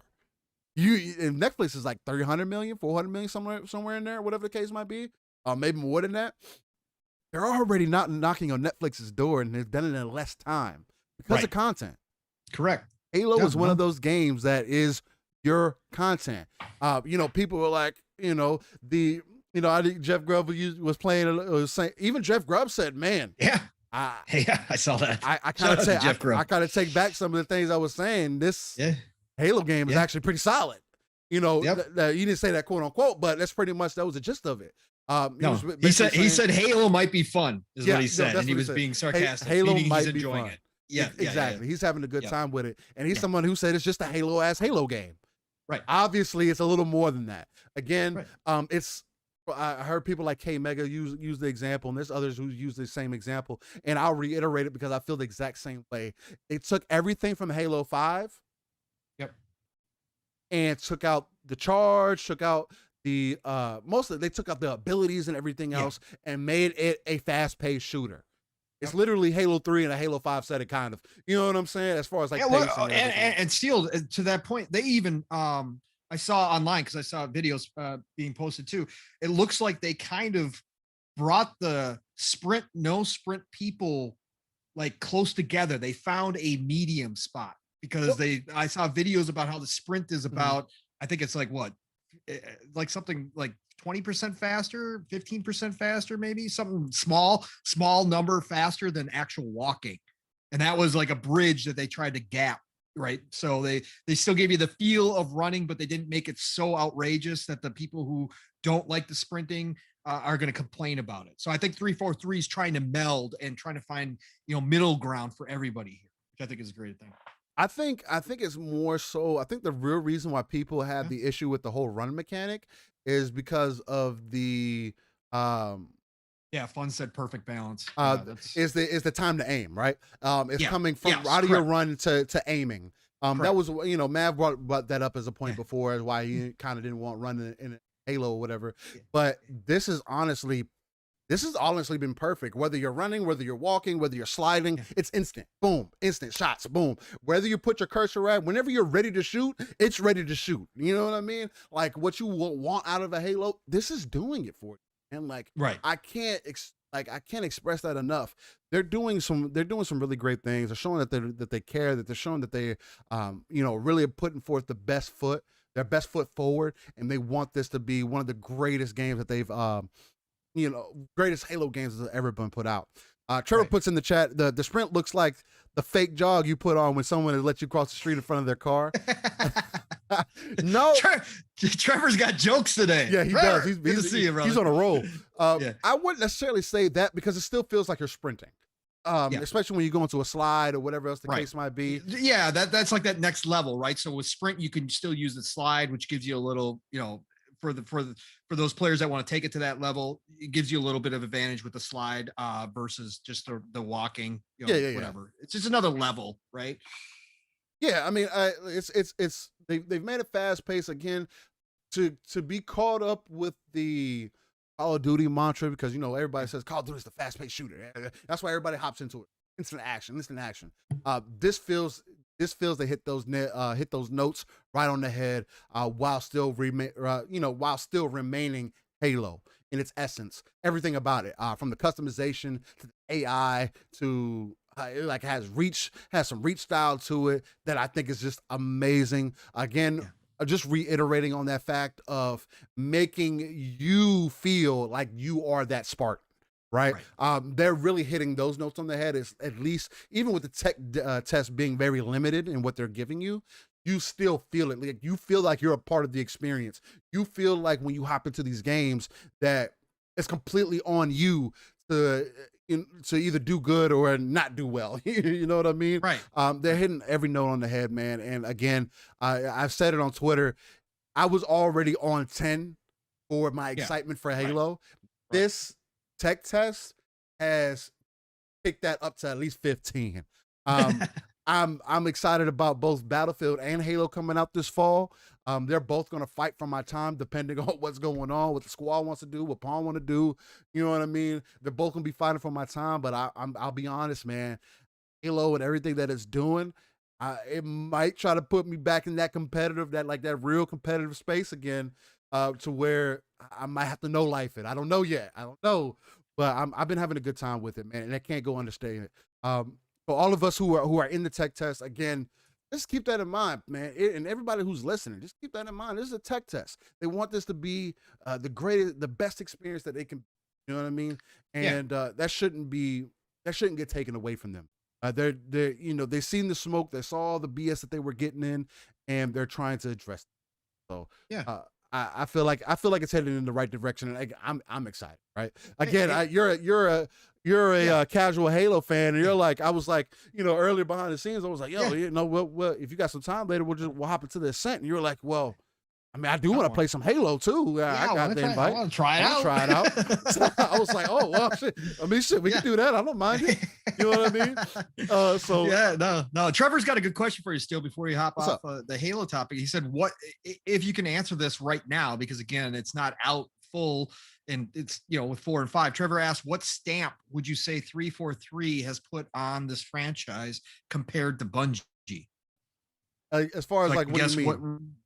Stamp. I guess I'm going to assume stamp like their own. How have they made Halo their own game versus Bungie? Right? What kind of key feature, key feel does 343 have with Halo versus Bungie? Yeah. For me, is bringing Master Chief to life. Giving you the personalization with Chief. The person behind the mask, would you say? You can more so connect into the character. I mean, Bungie, of course, Bungie did it well as far as like establishing the world and the universe and the overall story, but I feel like 343 did a better job giving the actual person, like the personality. I mean, graphics too, sure, Mav. I can definitely give you that. But that kind of is like a giving to me, right? I expect for Halo just to constantly look better over the years. I'm pretty sure Bungie would have had the game. I mean, look at Destiny. Destiny is a good look, is an excellent good looking game too over the years. I mean, it's gotten better and better. You know what I mean? I think that's a good. So I mean, graphics you could throw up there. For me, 343 stamp for me would just be the personalization of it, right? Just making it more personal. Whether it's Halo 4, I know people try to downplay the story or whatever the case. I enjoyed it. I'm one of those guys. I've enjoyed every Halo game that I've played, and I've also played every Halo game on Legendary. So that just gives you that kind of perspective, right? That's just me though. I know there's a lot of people who are like, oh, they're kind of hand in hand, half and half. I've enjoyed every story. The story so far has made complete sense to me. Again, I know people are like, oh, well, because I am one of those people who've read the books and the audio files and everything else. And they're like, oh, well, you only feel like that because you're into the books and you're into the lore and all that. And that could be partially true. But I've also, before I dived into the books, before I ever dived into the books, I think I didn't really start diving into the books until after 4, where I really started, reading them and listening to them or whatever the case might be. And even then, like, I still love everything about it, right? But that's just me personally. I love what they're doing with it. And again, I think the next stamp that 343 is going to get is that official multiplayer stamp that they know. I'm not gonna say the official multiplayer stamp. I'm gonna say they're gonna get their Halo stamp. I think you're right, Steele. Just from everybody's comments so far, and again, until a full game comes out, we never know. It could again, but just from everybody's experience so far, and for what a bright spotlight has been on 343 this entire time because of the some critiques that people had with 4 and 5, and that trying to fill Bungie's shoes constantly. But from what I've seen, again, this is undeniable right here, from the hardcore Halo fans, multiplayer at least. From the multiplayer, correct. From what I've seen so far, from the hardcore all the way to the newbies, and the general feeling, and with this being free to play, I'll state that right now, and I've stated it before because I kind of had this thought that when this thing launches free to play and the streamers get a hold of this, with where social media is now and how important it is to everything, right? That this is going to put 343 alongside Bungie as far as the multiplayer goes, for sure. And I think that Halo, by the new year, like you were talking about, you think it could push the Game Pass to that 50 million mark.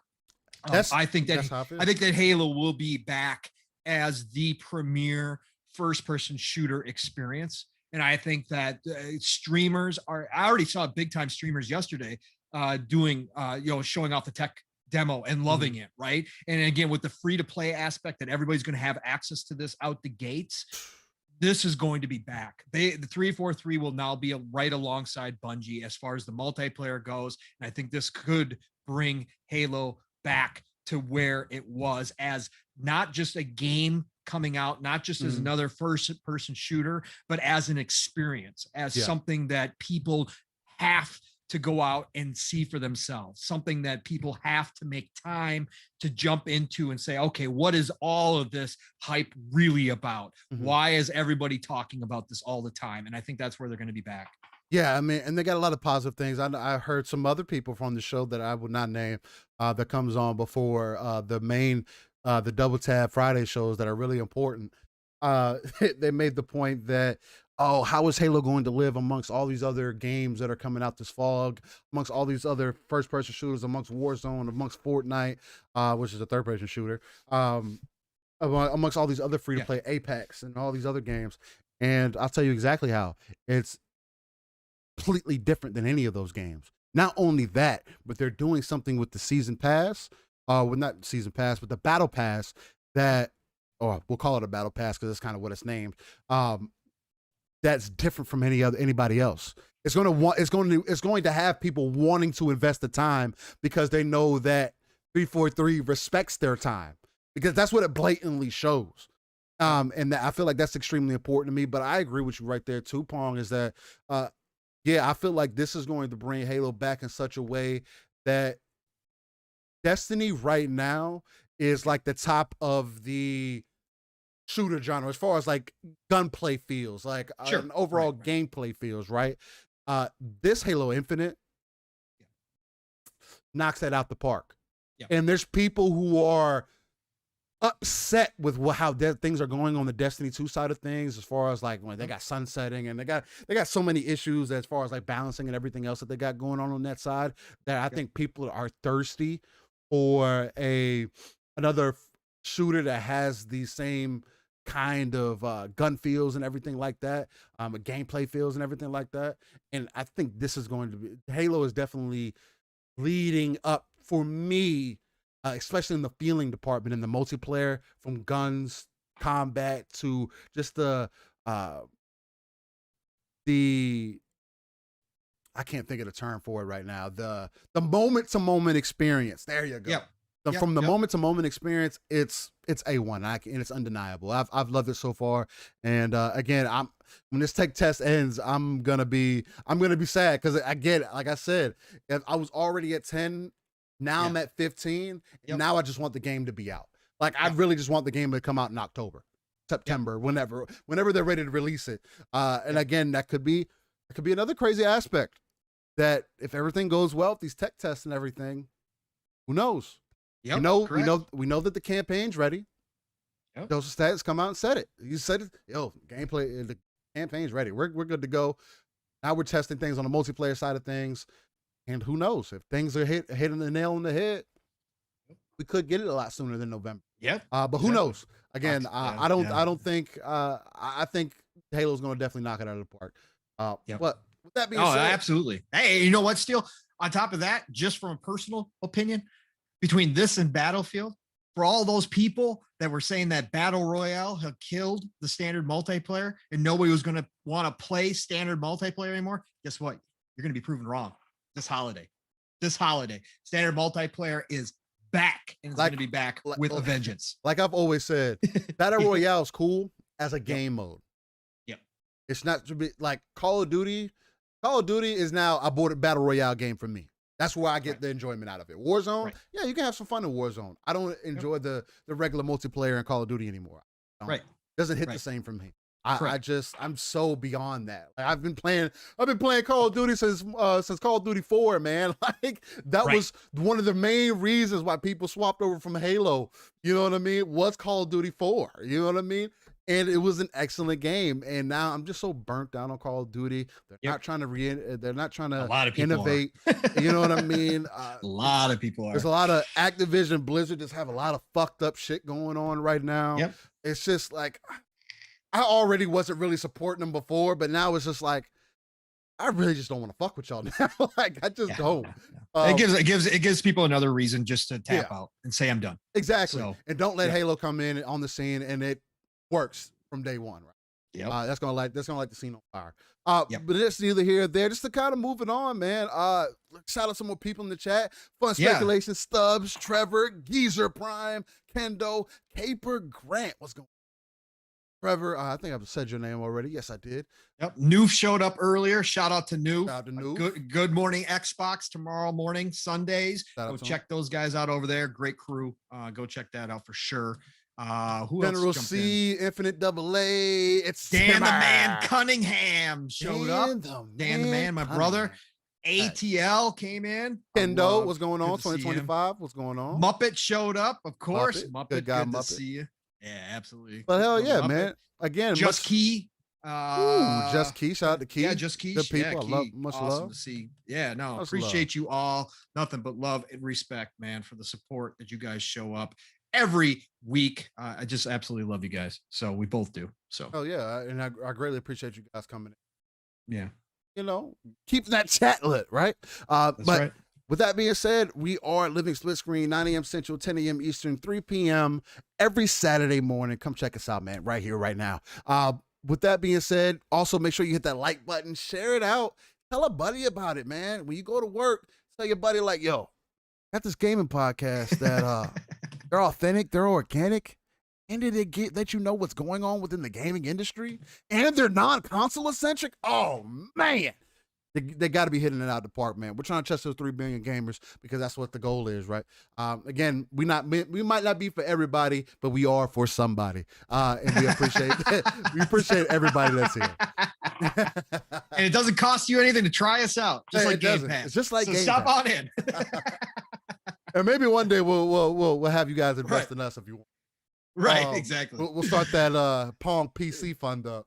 Yeah, exactly. I do need that Pong PC fund. Let me tell you. Well, with that being said, we really deep dove Ascent and Halo. We really told the people how we're feeling about those things. But I think another good conversation would to have would be about the numbers that came out this week. So, the sales numbers. Man, more how you feeling? Big stuff. It looks like the industry is healthier than it's ever been. Oh, you're kidding me, right? You're kidding me. The number one entertainment industry in the world right now continues to be healthy. Are you kidding me right now? It's a crazy thought. Yeah. It's a crazy thought, man. I know it's crazy. It's crazy, but it's real. The numbers keep coming out and showing us. And earlier this week, obviously, it was officially confirmed by Sony that the PlayStation had sold 10 million units, which is a fantastic number. Again, all the clowns out there on both sides. Again, I never speak to one side when I talk about clowns. I'm talking about the extremists who want to say, well, it's the scalpers. Okay, look, the scalpers are going to be a percentage, right? That are holding these PS5s hostage.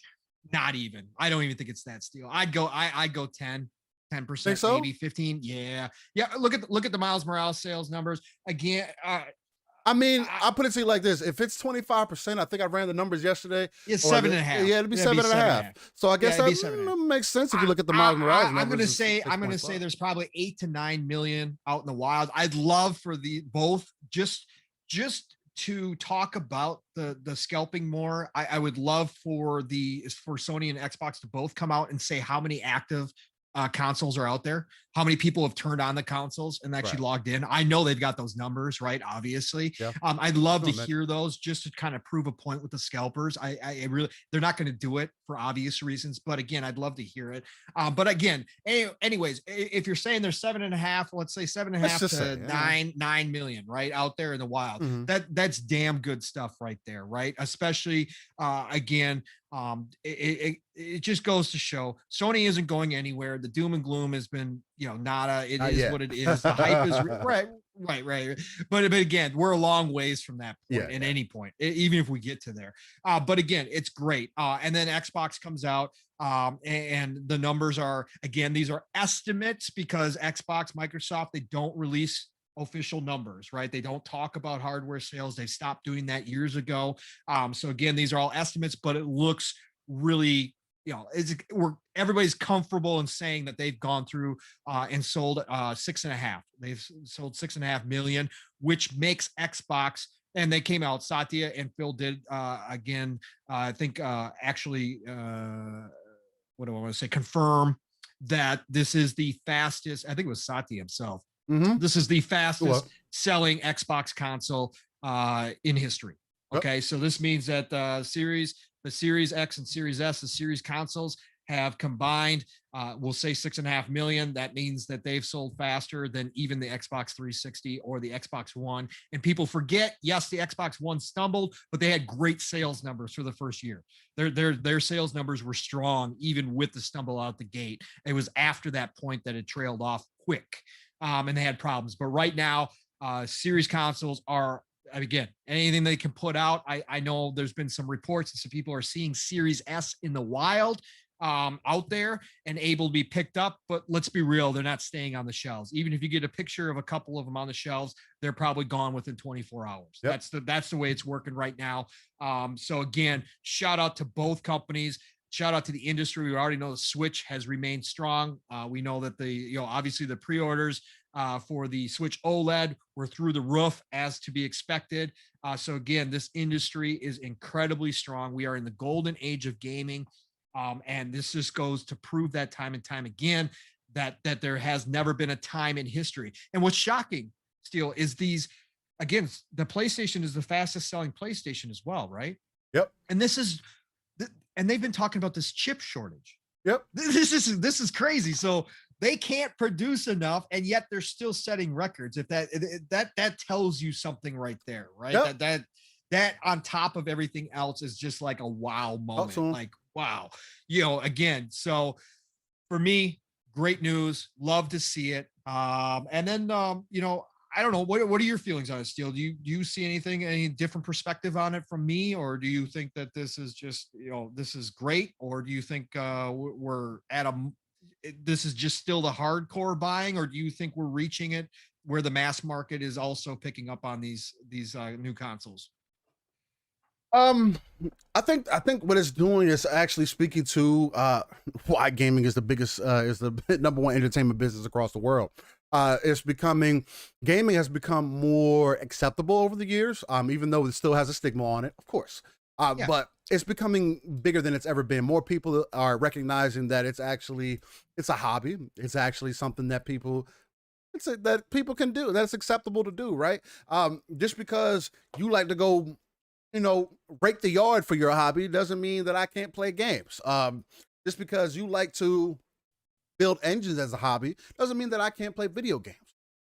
Just because, you know what I mean, that for example, I like to ride motorcycles. You know what I'm saying? But that doesn't mean that I won't give up some motorcycle time to play the game. You know what I mean? That's a whole nother side of things that's a whole nother place you could really sink that money into. You know what I mean? But yeah, I'm just looking shout out to Neo Games Park in the chat. Yeah, we got S squared out still ready to see. Hey man, I got that bald head, man. You know what I'm saying? It's shining today. But but yeah, man, I mean, this is doing nothing but proving that the industry is just healthier than ever. Again, when you're saying things like, they're outselling the Xbox 360 and Xbox consoles. This is the most consoles we ever sold today in their first year. It's an amazing thing, man. It's something that you really have to take into perspective because it shows you kind of where we're at, man. And Xbox has done it with no home runs, no That's AAA the main difference for me. Xbox 360 had third-party exclusives out the gate. That's the main right. But the Xbox this generation really has done it without really any. I mean, they've had some hits here and there. Game Pass is obviously a whole different level, right? But without any real AAA first-party home runs. Again, go ahead. Sorry, I didn't. No, but I mean that's the exact point, because that's always the point that I always like to make is that your competition PlayStation has had first party games.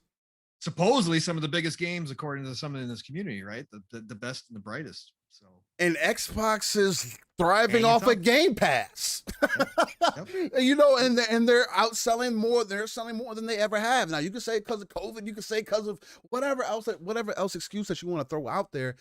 But to be honest, it's just gaming is just healthier than it's ever been. People are really waking up and realizing that this is something that's worth investing into. Games are becoming bigger than they've ever been, becoming more expansive than they've ever been. People, the gameplay loops changing. You know what I mean? People and more people are getting invested. It doesn't have to be third person over the shoulder games. One of my, game of the years right now was Death's Door. One of them, you know what I mean? Right. It's up there for me. I loved every bit of that. And I was, it's not on Game Pass either. And it's not on Game Pass, right? But it is, I think it is exclusive to Xbox though, ain't it? Right. Yep. It is console exclusive. Yep. So it's one of those things to where this does nothing but prove to me why gaming is the number one entertainment business. When you look at PS5 doing 10 million, even if we take that at face value, I mean, it's kind of like what we talked about before. Returnal doing 560K, Ratchet and Clank doing 1.1 million, and Miles Morales being the top of the board. And like you said, it's basically like you're getting it with the console, right? Because you basically are. You know what I mean? It's a guaranteed thing. I mean, people aren't going to turn down Spider-Man. It's Spider-Man. You know what I mean? So you're going to want to get that. One of the things that did kind of point out to me, though, is that I feel like we were both along the lines with some of the other main people who have a good head on their shoulders to say that Returnal wasn't going to do as well as people were expecting.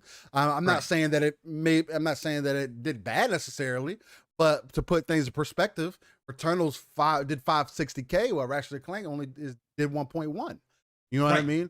And so you kind of see what really sells. But even with Ratchet and Clank, we said it's not a system seller.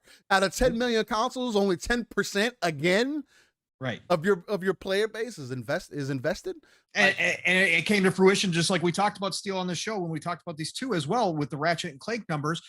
We both agreed and we both talked about that. Hey, it's probably going to be the best selling Ratchet and Clank just because it is one of the showpieces for PlayStation 5, but it's not a system seller. And that's exactly what happened. 1.1 million, but it is the fastest selling Ratchet and Clank in the series so far. It's just not what a lot of people like to push these narratives out there that both Returnal and Ratchet and Clank are a reason to own the system. They're not for everyone. They're just not. And then that was the case. Again, good numbers, fastest selling in the series. Returnal, I think no matter who you are, you got to say it's a little disappointing, even if it is a niche title. I was expecting it to come close to a mil out the gates. Yeah, with all the hype around it, with all the I was expecting. That didn't happen. So again, both what we talked about here on an earlier show when we were talking about these games coming out and what the community was saying about them, it just, again, you remove yourself from all the fanboy stuff. And this, again, for both sides, for all sides, including Nintendo, right? It doesn't matter. Remove yourself from the fanboyism and look at things reasonably, and you can see logic behind what's happening here. And it just makes sense. Miles Morales is on a different level. And again, of course, some of those sales are going to come from PS4, but it's just a different level of game than a Ratchet and Clank and a Returnal, a niche style game is going to be. And if you're not just in the bubble and thinking that, oh my God, everybody's going to run out and buy a PS5 for Returnal and Ratchet and Clank, and everybody's got to have these games and everybody's going to, that's just not what happens, man. It's truly not. Those aren't the big games. Excuse me. Stubbs and Luke Steele are making some good points, and I definitely I want to touch on that. Stubbs says Ratchet & Clank selling over 1.1 million is an incredible sales number. Come on. And before I touch on that, Luke Steele also says Ratchet & Clank sold 1.1 from effectively 7 weeks on sale, which is actually very good in context. Returnal is a niche game, was never going to be a system seller, but Sony have considered it a success sales-wise. And we're not disagreeing with you. No. But we are saying they are not system sellers. They're not reason. They have never been, Ratchet & Clank has never been a reason for you to buy a PlayStation console. It was an add-on. It was an addition. It was this is on here also? Great. Let me try. I like Ratchet & Clank. Let me pick it up. Let me try it out. It's fun. Yep. I'm not saying 1.1 is bad. I'm not saying that's not fastest selling in the series. It's been a series that's been around for I'm not saying that's not. I'm not saying that that's not incredible. But when you have 10 million consoles out in the wild, and if we're going to agree with the fact there's 25% has gone to scalpers, quote unquote, that's 7.5. Yeah. But let's just run with the 10 million number because we just want to go with official. Yeah. It's 10% of your base, that have that game. Right. Whereas 60% of your base have Spider-Man. There's a huge difference there. And I know Spider-Man Miles Morales has been out longer, whatever the case might be, but I'm pretty sure Ratchet & Clank has hit its peak as far as like, it's going to die off from here. You know what I mean? So it's like, it's not going to sell another 2 million within the next 2 months. It's not. No. It never would. Now, will it sell 3 million within the next 3 years? Maybe. We'll see. I'm not expecting that. Again, it's a game that 10% of your base, the hardcore, again, that's just solidifying the fact that the hardcore were invested, but the rest of them weren't. People that have a PS5, not everybody wants to play that. And that's fine. There's nothing wrong with that. And it's not a negative. Ratchet & Clank is doing amazing for being 7 weeks on sale or whatever the case might be. But guess what? Again, I will reiterate. It is not a system seller. Right. It looks beautiful. It's a great looking game. It's a showpiece. It's a showpiece. Absolutely. 100%. My wife wants to play Ratchet & Clank. Yeah. But even my wife, who I consider kind of casual. Yeah. But she's a gamer. She games. Even my wife said, that's not a reason for me. I love Ratchet & Clank, but that's not a reason for me to get a PlayStation 5. I'm not, because I said, oh, you want to try to get a PlayStation 5 to play it? It was like, no, I'll get it when we get a PlayStation 5. I'll get it whenever you find the game. Excuse me. Right. Whenever you find the game that you want to get the PlayStation 5. Right. Exactly. And as she Exactly. knows, that's the only thing that can do that for me right now is factions. So it's like Right. everybody has their thing that's going to get them in there. We're just trying to be honest with y'all and tell y'all just what it is. Like, I Yeah. mean, being non-console essential gives us that leeway, right? That we can be completely honest, and it's not because Yeah. Xbox this that, and the other thing. It's just looking at the metrics, looking at the numbers, looking at the industry, looking at everything that we've seen and our knowledge Correct. from over the years, and applying Yeah. it to this situation. Exactly. Obviously, gaming is healthier than it's ever been. Xbox selling 6.5. Oh, like people like try to downplay that. Oh, 6.5 to 10 million. Oh, this, that, and the other thing. And it's like, again, PlayStation also, so it's like they obviously had more units from the beginning. You Yeah. know what I mean? Right. That was also something that was talked about in the beginning. Um, Right. they've been Yep. able to push out more. But Yep. again, both systems on either Yep. side are selling more than their predecessors ever have.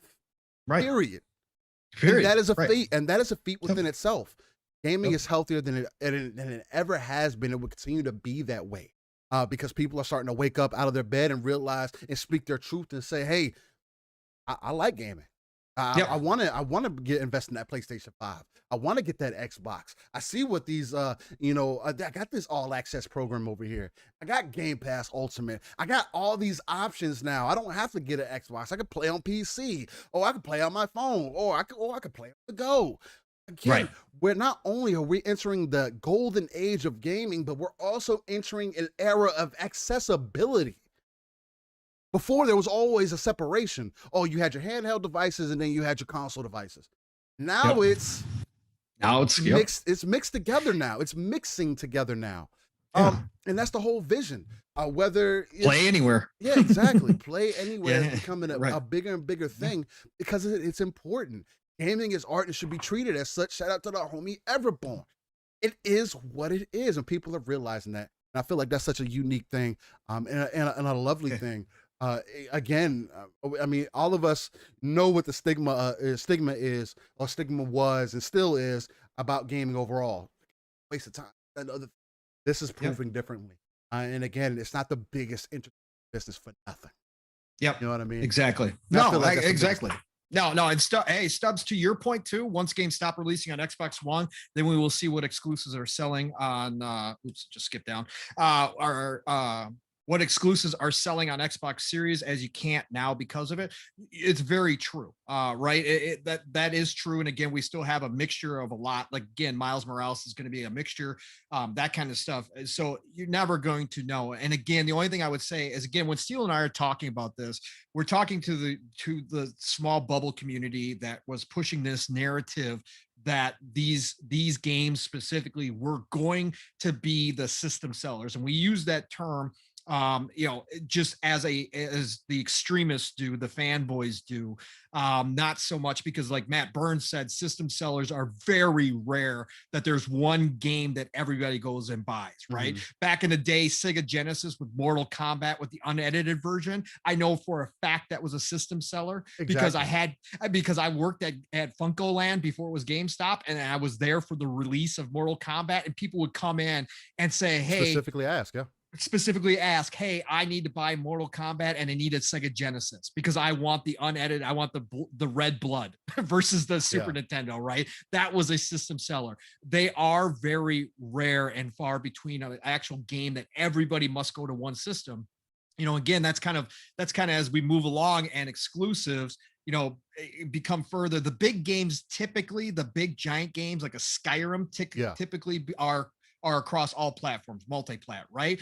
Now we're going to see Starfield next year. We're going to see Elder Scrolls 6. We're going to see if that moves, but I'm not even looking at consoles anymore. As far as that, I'm looking at Game Pass numbers then, right? Because that's going to be the overall experience. Game Pass itself is going to be your system seller, if anything, because all these games dropping into Game Pass are going to be the ones that move people's needle, and they're going to go buy a series console. If they're not going to do xCloud, if they're not going to play on their PC, whatever the case, they're going to go buy a console to have Game Pass at home for the overall package package, right? It's not Exactly. just about one single game anymore. Totally agree with you guys. Again, Steele and I were just talking about the community that was pushing this narrative that this was going to be like these extreme hits out there. And they're not. Again, they're good. They're doing very well. And I'm not taking away anything. Again, PlayStation selling 10 million is incredible, It is. especially with the chip shortage. You know, they could have easily, if there was no chip shortage, I mean, Xbox could have probably pumped out over 15 million by now, and so could have Sony, right? Yeah. Easily. We might be even looking at more astronomical numbers if they were all available everywhere. We get that. We were just talking about the extreme portions of the community that were pushing certain narratives when it came to these two specific games where Steele and I had said, whoa, slow down. We had said this a long time ago. And when these first were coming out, talking about take a step back, remove your fanboyism, and just take a look at reality. These aren't the types of games that you think they are. Yes, they're showpieces. They show off the power of the PlayStation 5. They are beautiful games done by developers that I love personally, Right. but they're not that, right? They're not that kind of explosive type game that's going to come out and all of a sudden everybody's going to stop what they're doing and go play, right? That's just not the case. It's smaller than that. So that's what we're talking about. And I mean, just to touch on it a little bit more, Luke Steele says, he said, didn't think either of you guys were downplaying, by the way. And it's just, and it's not like we thought you guys were, but it's like we're having a conversation. And, me and Paul always like to try to come from the perspective of understanding of how the typical consumer thinks. We both have experience in customer service and sales, so we kind of have an idea of how most consumers are going to think, or how, like, that perspective. And the typical consumer is going to say the same thing. They're not going to look at Ratchet and Clank and be like, yeah, let me get a PS5 right now.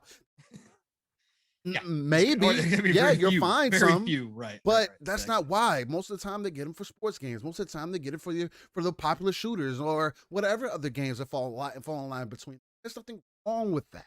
There's nothing wrong with that. The biggest point out of this whole conversation is that gaming is bigger than it's ever been.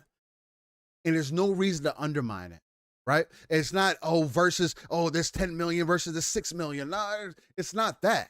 Because at the end of the day, competition is well-versed in this come around. You know what I'm saying? Like, there's, whether they had the systems or they didn't have the systems, let's also be honest with each other and also realize that Sony's going to push systems regardless because they're the most popular brand across the world. Right. They have already established themselves. Yep. Sony messed up by letting a competitor, which wasn't a competitor before, like Microsoft, come in, create a console in their space, and make them fight for that top spot. If anything, y'all have to look at it that way. If Sony would have never had the PlayStation 4 generation if it wasn't for the 360. It wouldn't have happened. I can guarantee you that. And the biggest reason I can say that is because Sony, originally being a Japanese company, look at Nintendo. Yep. As a Japanese company, look at what they're doing. You think Sony would have did that if Microsoft wouldn't have been in play? Right. That they would have continued to reiterate and felt like they had to, continue to build on whatever? No. You saw what they did with the PlayStation 3. Right. Exactly. You know what I mean? The 360 gave the PlayStation 3 a run for its money. And if the Xbox 360 didn't have the red ring of death, what do you think would have happened? It would have blown the PlayStation 3 out of the water. No matter, it would, instead of the 83 to 85 million that both consoles ended up selling, it would have been at least 20 million, 30 million, 50 million over. You know what I mean? Like, there's so many other things that get thrown in that perspective. And and gaming is bigger than it's ever been. The golden age of gaming, man, the age of accessibility. That's just the thing, and that's just so important. You know what I mean? Like, get out of this cocoon and try to think about the 3 billion gamers in total, because that's the group that we're a part of. That's the community that we're a part of. Not just the thousands of people on Twitter or the thousands of people on Reddit or the thousands of people on Facebook. We're in the community of 3 billion gamers. I don't care if you play on phones. I don't care if you play Nintendo. I don't care if you play Xbox, PlayStation, PC. Are you having fun with what you're playing? Right. Do you know what you stand for as a gamer? Or do you let people push you around and tell you what you should be as a gamer? That's what we Right. like to speak to, because that's more the important conversation. And there's so many other bigger things that we could be talking about other than arguing numbers. You know what I mean? So, Right, exactly. um, Shout out to Massive Wrecked in the that's chat. correct. There you go.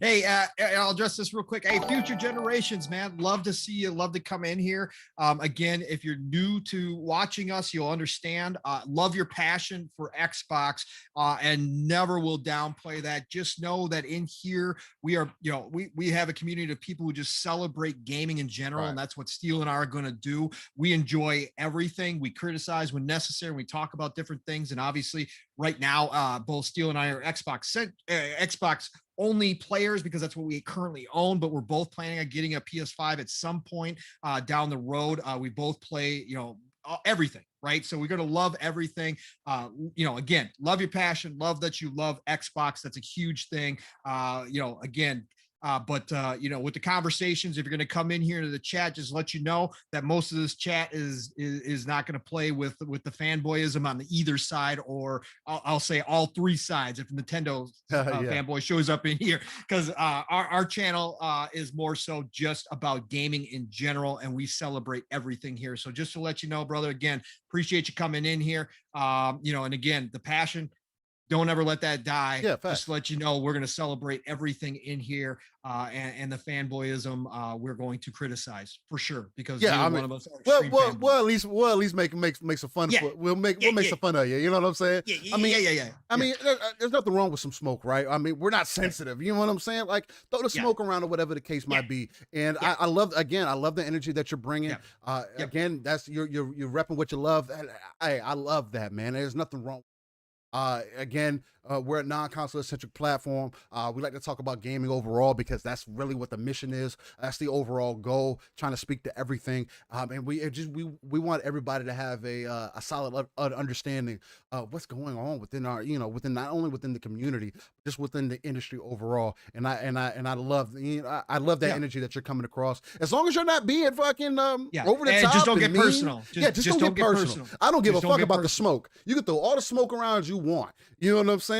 But just as long as it's not personal, I'm cool. And you seem to be hitting that ball at the park so far. So keep doing your thing. Much love, future generations. Also want to shout out to Master Rect again. He said he missed out on most of the conversation. No, we did not get into the SSD talk. We're about to talk about that right now, actually.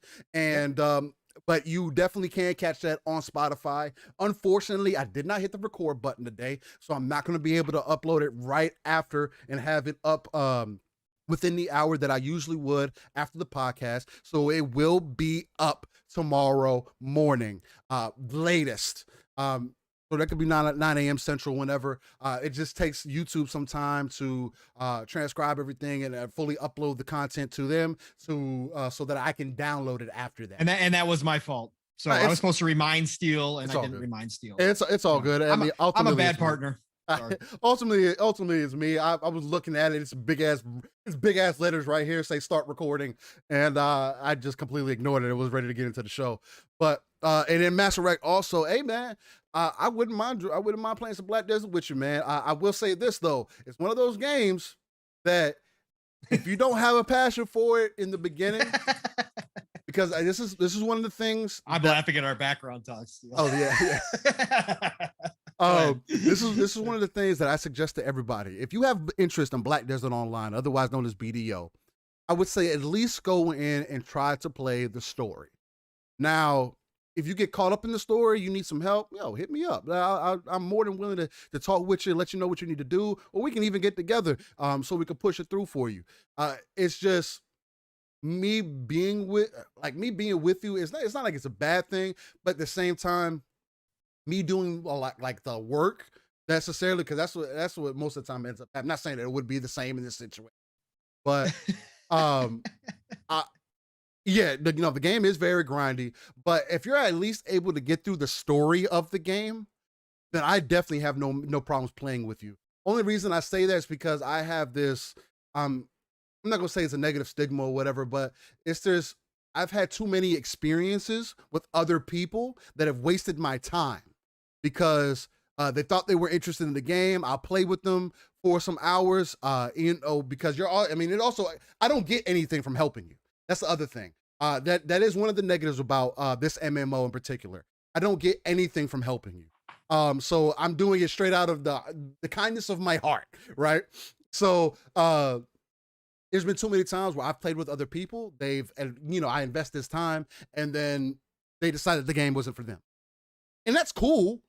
But then it's just like, damn, man, I just wasted 10 hours, and I already have limited time as it is when I'm trying to do whatever else the case might be.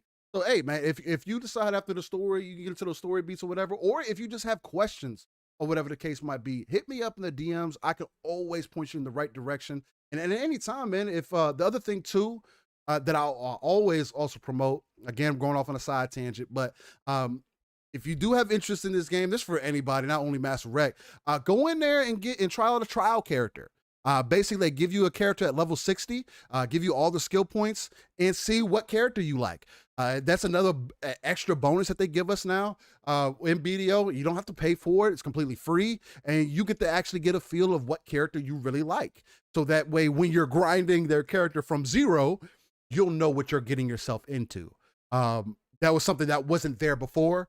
You had that kind of an aspect to where you didn't know what kind of character you were getting. You were getting unless you power level to 56 to get the awakening or whatever, to really try them out. It was one of those added bonuses that they gave in within the last year or so, especially on Xbox, because it's been a thing for a while on PC that they let you try out these characters to see whether you're really into. But that's something I would say. But you're at level 30. Hey man, well, tell you again, man, if you got questions or whatever, hit me up in the DMs. I'll tell you, I'll let you know whether I got the answers for you, or I'll point you in the right direction. Tell you one person to really pay attention to, if you're interested in BDO, check out Evil Do Us Harm on YouTube. Some of the most amazing content, and he does it in a funny way. He doesn't take it completely serious or whatever the case might be. Some of the best BDO content that's out there right now. Definitely check him out too. He'll point you in the right direction. But if you have questions, and this is anybody, y'all want to talk, y'all want to have conversations, hit me and Pong up in the DMs. Let's have conversations. We like to bring those conversations into Living Split Screen, and you'll never know. One of the topics that we end up bringing up, or we had talked about in the background, we probably would talk about on the show. Oh, you're not on Twitter? Hey man, well, not a problem. Hit me up on Xbox. My name is as you see it on here, on Living Split Screen, or mine too. Pong Souls. It's the exact same thing. I'll type it in chat again for you. But yeah, man, if at any point in time, just hit me up. He said he's Master Rec. I can respect that. So trust me, I can respect that. Yeah, no, it's not for everybody. Yeah, but hit us up. Let's talk to us. Let us know what's going on, man, and we'll get with you, man. Other than that, Wandering Dutch, I see you, brother. Good to see you. Thanks for showing up, man. Like we're dropping frames again. Are we? For some reason, let me close. I'm seeing little skips on a little bit of skip, right now, nothing major. Nothing major. We'll keep the show going. It ain't no big deal. It should die off. I don't understand why it's doing that. But I guess while I'm doing that, I'm also going to go ahead and run this gameplay back, just so that it doesn't stop mid-show. Yeah. I have been having some slight internet issues, and I was telling myself before I started the show, hey, maybe I should reset my internet real quick before things get a little wild. But hopefully, hey, Geezer Prime, appreciate that. Stubbs, appreciate you both for the support. Absolutely. Hey man, yeah, that's much love. Again, if it wasn't for y'all, again, we were going to do this regardless. We're doing this for the passion for the gamers. Yeah, we do with two people watching us. We don't care. Yeah, you know what I mean? Again, this is the kind of content that you can get, especially with the kind of week it has been. Yeah. I mean, we're 2.5 hours in, and we're just two people. We got to talk about the SSD. Yeah, we do have to touch on that. And we're now going to get into the real smoke about the SSD, because I know the people want to hear our opinions on that. So let me set that up for you, man. With so Pong. Yeah. When you go to the store, or when you see, when you see some piece of hardware get released, right? Let's say you got a phone, right? And the company that you got the phone through said, "Hey, we're gonna give you 64 gigabytes of storage, and we know you have an SD card slot on your phone, but you're not gonna be able to use it right now." Yeah. you fill your phone up with pictures, music, whatever else the case might be, right? Games, maybe that's what you're into, right? And it takes about, you've had this phone for now 8 months. And you've had the phone for 8 months. You're like, man, I really wish I had a storage solution. I really wish I had something that I could really, upgrade my storage with. And you start thinking to yourself, man, did I make the wrong choice? Maybe I should have got a different phone. Or maybe you start thinking that, oh, damn, I didn't do enough research on this goddamn phone. And so now you're stuck. And, the company hits you up and says, hey, Pong. Yep. We got this beta program for you, and you can go get this SD card slot. You can go get this SD card, but we just don't know if it's going to be able to load pictures up the same way that your internal storage does, or we don't know if it's going to be able to, really hold that storage the way that you might want to hold it. So you put on this confused face, and start questioning things. That's kind of what's going on with this entire PlayStation situation. And I know we're a non-console centric platform, but we have to look at facts as facts. Yeah. Xbox had a proprietary solution from the jump. Memory card solution, kind of like, what's funny, this is actually funny to me. PlayStation 2 used to have the same kind of memory cards. It looked exactly the same, damn near. PlayStation 1. PlayStation 1 also had memory cards. Yeah. They looked exactly the same as the Series X memory card. That's crazy, man. For some reason, Xbox got it right. Same as the internal storage. Same speeds. Yep. Easy to slot in and out. You could take it and put it in any other console. Series S, any other Series X. You could take it to a buddy's house, pop it in, and it works. Why couldn't Sony, who are kind of the originators of this memory card style, come out with something that is a better solution than what they're having now, making their people wait 8 months to have a solution, and then now you're starting to say that you have a solution, but it's in beta. Yeah, that doesn't make me feel really well. Now, I will say, oh, is it a big deal for me? Nah. Of course, I could pop off a screw, I could pop off a plate, slide it in there. There's so many things that I could do. Yep. And is it a big deal to the people within our community or the gamers who will pay attention to this content or whatever else the case might be? Maybe not. Right. But I don't think that is the point. And I feel like that's what's being lost in translation. So, Pong, how do you feel about beta SSDs or just SSDs going through a beta process in a console that you paid $500 for or $400 for, coming out 8 months later, and then, because this is the cherry on top, them telling you that if you do not get the proper SSD solution and you brick your console, it is your fault. We are not at fault for anything that happens. Mm-hmm. What do you think about that? The simple answer is that, in my opinion, of course, again, because we are an opinion show. So again, being not an expert engineer, not being a tech head, in my opinion, Sony out-engineered themselves. Which happens. It happens all the time. It happens to every company. We saw it with the PS3 and the cell processor. We saw it with Xbox with the multimedia aspects of the Xbox One and the Kinect being over-engineered, taking away power from the system. Unnecessary, completely, right? And now we're seeing it here. Sony went all in. I talked about this last night on Xbox Ultimate. You can deep dive it now, though. No, and I did pretty much last night, but it is a complex thing when you look at it. Again, the easy answer is that they overthought this whole thing. They went into it and they made a customized, they put all their R&D into a customized SSD solution, right? This is what they did internally. I'm talking about the internal SSD because they wanted that to be, they thought that was going to give them the advantage. They knew they were going to lose out on power, right? Again, the stories are out there. If they were truly going to launch in 2019, and then they found out what Xbox was doing, and they said, well, we got to go back to the drawing boards. We can't be this underpowered, right? So what they did was go back and overclock, right, the GPU.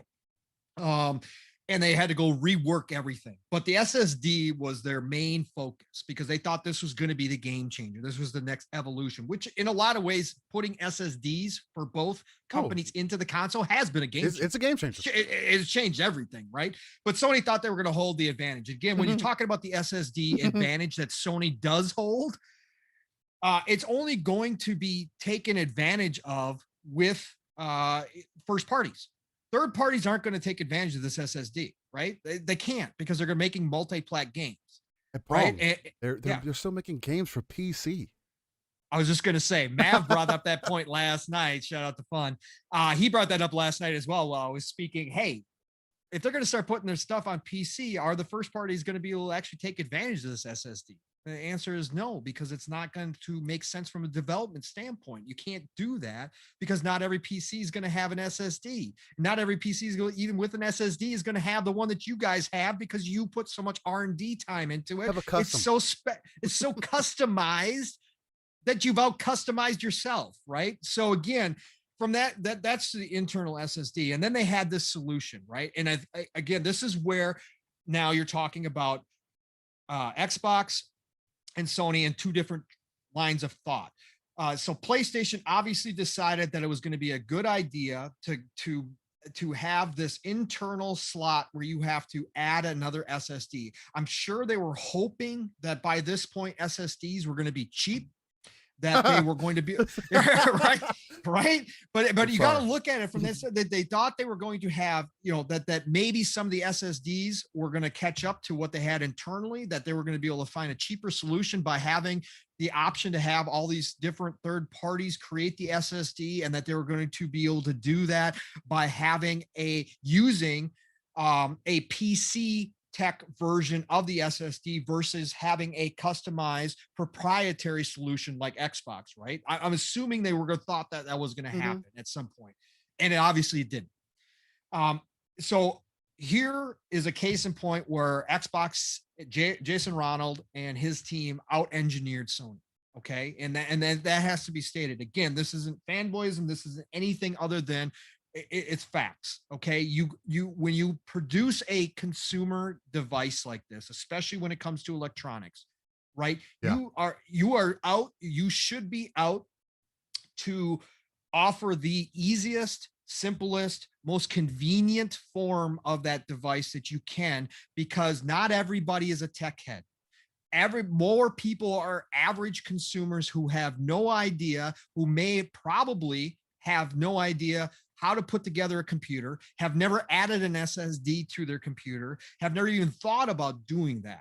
And basically what you're asking them to do is to understand that concept with your game console, which is supposed to be for everybody, not just a hardcore, because you want it in as many homes as possible. This is going to be for those mom and dads who are, everybody's got some semblance of kind of tech info at this point, because we're all using tech now. So it's not like back in the day where some people, had tech and others just didn't. They were offline. There was no internet. Now you have everybody with a general base knowledge, but you're asking them to understand something that's more complex than that. Again, for you, me, and the other, for people who are in this, hardcore in here, yeah, it's not going to be a problem. Even me as somebody who's never built a computer, I can figure out how to put an SSD in there, and I can understand what I need to do. But for the average consumer, when little Timmy comes to them on Christmas and says, "Hey, Mom, Dad, I'm out of space on my PS5. Right. And I need more memory because I don't want to keep deleting games." And that's going to happen. Kids understand that nowadays. I need more memory. And then you're going to have mom or dad walk into the store and say, "Hey, my son or daughter is asking me for more memory for my PS5. Right. What do I need?" And they're going to walk this person or these people over to the PC section. Already you have confused them, because already they're in there for their PS5. They're like, "Wait, this is This Yeah, isn't the I'm in the this PC isn't the section. PlayStation. Yeah, why am I in the PC? This is not no. I said PlayStation. I said PlayStation. Like, yeah, And the guy or gal's gonna be like, yeah, no, I know. But listen, this is what you got to buy. And then they're gonna have a whole section, right? And I'm assuming at some point there's going to be, there's already some companies that come out and said, "Hey, we're PS5, we're PS5 you compatible." might do some labeling and stuff Yeah, like they that. might do some labeling, but in general, you're going to walk to this section and there's going to be all these options. And the guy and the gal, the salesperson is going to be like, "Okay, so you got your choice of these here. And oh, by the way, you need to make sure there's a heat sink on them. So if you want the heat sink built in, these right here are okay. If you want to go get your own heat sink, you can use these here." And then its next question is, what's a heat sink? Right? What do I need to do? Well, a heat sink, it cools the SSD. So now we're getting into a rabbit hole. Right. And oh, by the way, you can only have a certain size of heat sink, right? You can only have a certain size of heat sink. So now we got to figure that out, right? Again, convenience, simplicity is out the door. It's out the window. Right. And it makes it. Whereas the person that walks in that their son or daughter has asked them to go ahead and get more memory for them. They walk into a store, GameStop, and say, "Hey, I need memory for my Xbox." "Oh, okay, what Xbox do you have?" "Oh, we got the Series console." They don't even have to ask which Series console. Oh, right.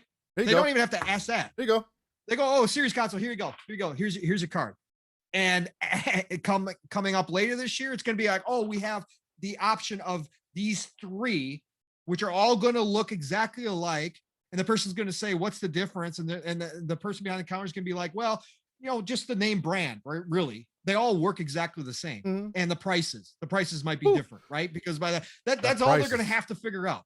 And the person's gonna be like, "Oh, so what do I do with that?" And they're gonna be like, "Well, look, you can flip it on the back. You can probably see it on the back. Oh, you just slide it in the slot in the back of the Series. Hey, you pop off, pop off these tabs, and yeah. That's all you gotta do is just slide it in there. It can be on, it can be off. It doesn't matter. Just slide it in there. It's gonna work. And oh, by the way, you can move this thing. You can take it out. If you got two consoles in the house, you can take this memory card out and put it in your other one too. Doesn't matter. You're fine. That's called ingenuity. That's simplistic.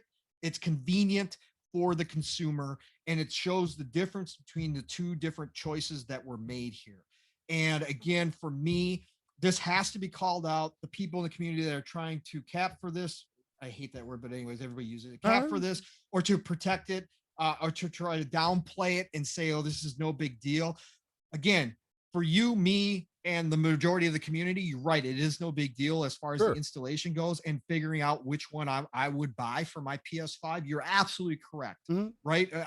You're absolutely correct. But we're not talking about that. And for the people who want to say, well, average consumer isn't going to add memory to their. I'm gonna call bullshit on that every time. Every time. I hate people who think like that. Oh, they're not going to do that. Are you serious? There's going to be a certain amount of people who do, especially later in this gen, as these games, a lot of people, these current gen get bigger and bigger. Come on. That limited internal memory is going to become more limited, right? And so you are going to have people that eventually wind up saying, "Hey, you know what? I'm sick and tired of deleting games. I just want to go get some more memory." And they're going to walk in the store. And what is that experience? People forget that we have data caps still. Correct. People forget that we have limited internet still. Correct. The massive majority of people still have to deal with it may get worse in the future. It may actually get worse. There may be more data capping, depending on which way things go. There might be, and it's always up and down. Right. And we're not even talking about other countries where that's of extreme reality, right? That's the only option. They don't have an option for unlimited data, right? So there are countries out there that require caps. So again, this is a problem, and Sony did not think, again, it's not a fanboy thing. It's simply taking a step back and looking at the facts and looking at the reality that this is not an acceptable solution. It is not acceptable, number one, for it not to be ready out the gates. It's not acceptable for it to go down 8 months into the generation and finally say, "Okay, well, we're kind of sort of ready to push this out. So we're going to put this in beta." Yeah, you got to download the beta software, which is a whole nother thing. And guess what? We don't really have any like official PS5 SSDs for you. So you got to make sure you yourself are looking at all these stats and making sure that it's up to par. And by the way, you got to add a heatsink if it doesn't already come with a heatsink, and the heatsink's got to be a certain size. Oh, by the way, we can't guarantee the performance is going to be the same as the internal SSD with any of these third parties. Oh, by the way, buyer beware. There's a risk that by using these third party SSDs that we're telling you that you have to go buy, it may give your console problems, and we're not responsible for that if that happens. They said it might brick your console. Right. What? And at that point, you're on your own. So what? This is how we're going to handle this. This is not acceptable. There is no way that you can justify what has been done. You can justify it for yourself saying, hey, I've got all the knowledge. I don't have any problems with it. That's fine. But again, when you're talking about it as a solution for the general public, it is not an acceptable solution. It is not an acceptable situation. And it is something that is wrong. Completely wrong. Here, let me read out some stuff from Wandering Dutch too. Wandering Dutch dropped a bunch of facts into the chat. Oh, were you? You can go ahead if you want to. Okay. So Wandering Dutch says proprietary SSD on Xbox Series X and Xbox Series S acts the same as the internal, gets the same benefits. However, the major bonus is that it defrags the same as the internal and can sustain the same speed at a constant rate. A PC SSD that the PS5 will use is not built to act the same as the internal, correct? They do not auto defrag, and they cannot sustain the same constant speed. They are designed for burst. They are designed for burst data sourcing.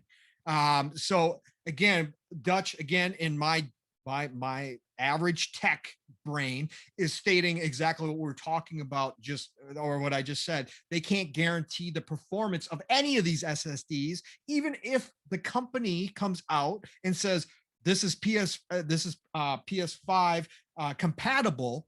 There's no guarantee that thing is going to give you the same type of performance you are come to expect. Right? There's no guarantee that it's going to continue to perform that way once it starts heating up, even with the heat sink, because again, it is stored behind a cover. Again, it is stored on a system that has already been proven factually to be hot, right? Yes, to be on the borderline of being too hot, right? So this is an issue. It is not acceptable in any way, shape, or form. It is something that needs to be criticized, called out. Whatever Sony is going to do down the road, I believe eventually they're going to come out with a new iteration of the PlayStation 5, whether it be a PS5 Pro or whether it be a revision of the total package itself. Even if they don't beef up the internals, even if it's just a repackaging from their current design, I think they need to do something. They better think about doing something different with this.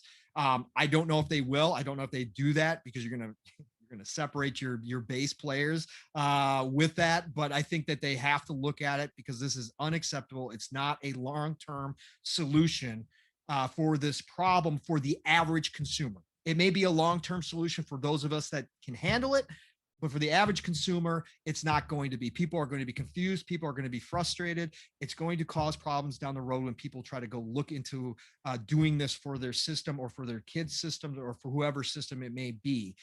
It's not okay. And more people, again, the extremists on the Sony side are protecting them and saying, no, this is totally okay. There's nothing to see here. This is fine. No, guys, you need to start calling this stuff out. Sony is not infallible. They are a company that makes mistakes. They've done it in the past, and you got to call them out when they do, because they need to find better ways to do this stuff. Steele, go ahead. Go ahead with your points. Nah, because I kind of wanted to touch on what Dutch was saying with the whole the PC SSD that the PS5 will use is not built to act the same way as an internal SSD. Not that long ago, a dev came out, quite a few devs came out and said, if you put a PC SSD into a console, that the lifespan of that SSD, as it stood at that time, would be a maximum of 2 years. Right. That's a shitty thought to think about when you really think about that for a bit. 2 years. You mean I can only have 2 years as my storage expansion? Oh, $250 for 2 years? I don't know, man. Like that, I don't like that Yep. because of the constant write speeds. Yep. Typically on console, now I don't know how it's going to run, how it's going to be done on the PS, and I'll be interested to see because this is a worry of mine. Now, if somebody knows something different, hey, let me know, hit me up. But part of my understanding is that consoles require constant write speeds. Mm-hmm. That is not good for an SSD. If you have constant, if you're constantly writing or rewriting to an SSD, pulling off, putting on, pulling off, putting on, adding, and it's constantly running, it's going to eat up at the SSD. It's going to kill its life expectancy. Because it doesn't have those, it doesn't do those things on PC. It only writes to when you need it or whatever the case might be. Okay, boom. For my understanding. Now, I wanted to read off something that Trevor said because he made a good point. Don't forget the lazy people. Go into the store for an NVMe and see the 220 price tag, but see another one for $99 NVMe Gen 3 and grab the cheaper one. It's going to happen. Again, coming from the perspective that we as the enthusiasts, because I do want to get away from saying a hardcore, because somebody made a good point. I forgot who it was, but they were saying that when they think of hardcore, they're thinking of people who are getting paid to play video games or people who do this professionally, hardcore. And I can understand that. So let's just say us who are enthusiasts, because enthusiasts, that's exactly what we are. You're a car enthusiast. Right. You know everything about cars. You know your engine. You know kind of brakes you're running. Your kind of calipers. You know everything about your car. But point blank. So just as we are as enthusiasts, we have no problem with this. Oh, this ain't no big deal. I can undo a screw. I can pop off a plate. I can drop it that NVMe. I can look up a YouTube video. Great. Right. I could do that. But to expect everybody else, like a typical consumer, or just anybody, to have the knowledge or the want to do the same thing, and you can make fun of it and say, oh, well, there's going to be a bunch of shops opening up so that we can, so people can get their PS5 SSDs put in. That might be true. There might be a lot of business opening up so that people don't have that worry. But how do you think people are going to feel when they take it, if they took it somewhere, if you inserted their SSD, and then because this is in beta and not everything is supposed to work, you can't guarantee things. You can't guarantee the speed. You can't guarantee that it's going to work the same. You can't guarantee whatever. And then a month down the road, their console gets bricked. Guess who they're going to come to? Exactly the person that Sony wants them to come to. You, the person that put the SSD solution in there, because they have already stated that it is not our problem if anything happens. Right. We are in a beta. This is what's available to you right now. And the current solution that is at 1 terabyte that they want you to use, that is over 5,500 megabytes per second, is $250. Correct. It comes with a heatsink and everything. Comes good to go. Boom. $250. Whereas constantly see the Xbox solution go down 180, 200. It floats in between there sometimes. Matt Barnes was just saying earlier that he saw a sale on it for 180 not that long ago. Right. Yep. Newegg had a sale on it. Yep. Put things in perspective. So we already see the variances in the prices. The biggest issue for me about this entire situation is that people are failing to realize or don't want to look at the angle that typical consumer looks at. Or wants to come from, or the ease of access, or the lack of design choice that Sony obviously made. I was joking with K Mega in the chat last night in our DMs or whatever, because they were talking about it a little bit, and I was like, it's like they yelled, it's like somebody was in the office or whatever, yelled into the back warehouse and was like, "Hey, Xbox they got a proprietary SSD. What are we gonna do? Tim, just put something on there. We'll worry about it later. Hey, we'll get to it. Don't worry. Just add a little slot in there. I don't know. It's all good. Whatever it is, it could be a SD card. I don't care. Just put it in there. We'll think about it later." It's like, no, man, that's not the way this is supposed to work. You buy a $500 you buy a console to have ease of access. for it to be easily used. You can say, oh, it was the same thing with the PlayStation 3. And you expect that company to think of all this stuff for you. When you go buy a console, you're not buying a PC. As much as they are as close to a PC now as they were previously, you don't go to buy a console. A person doesn't go to buy a console to think of all this other stuff. You expect them to have easy solutions for you. That's what you expect out of the convenience of a console. Not building a PC, not taking things apart, not adding things on that seem to be problematic. Right? That's not what you buy a console for. You buy it for the ease of use, for the convenience factor. That's what people expect out of their consoles. Now you're taking all that away by having this as an issue. It's crazy. Jump in. No, you're good. I mean, that's 100% because it's just like, it makes no sense for people to expect, especially us enthusiasts, to expect for people to think or feel the same way that we feel. And there's a reason why everybody does not want to be a PC gamer. There's a reason why people do not like touching their console. There's a reason why people just like pressing a button and seeing the image pop up on their TVs. There's a reason. Ease of access. Again, what we talked about earlier, accessibility. This is the age of accessibility.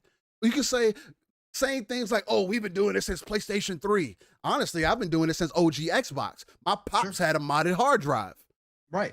We were going to Blockbuster. Give you a little story. We were going to Blockbuster, renting games and then burning them to the hard drive.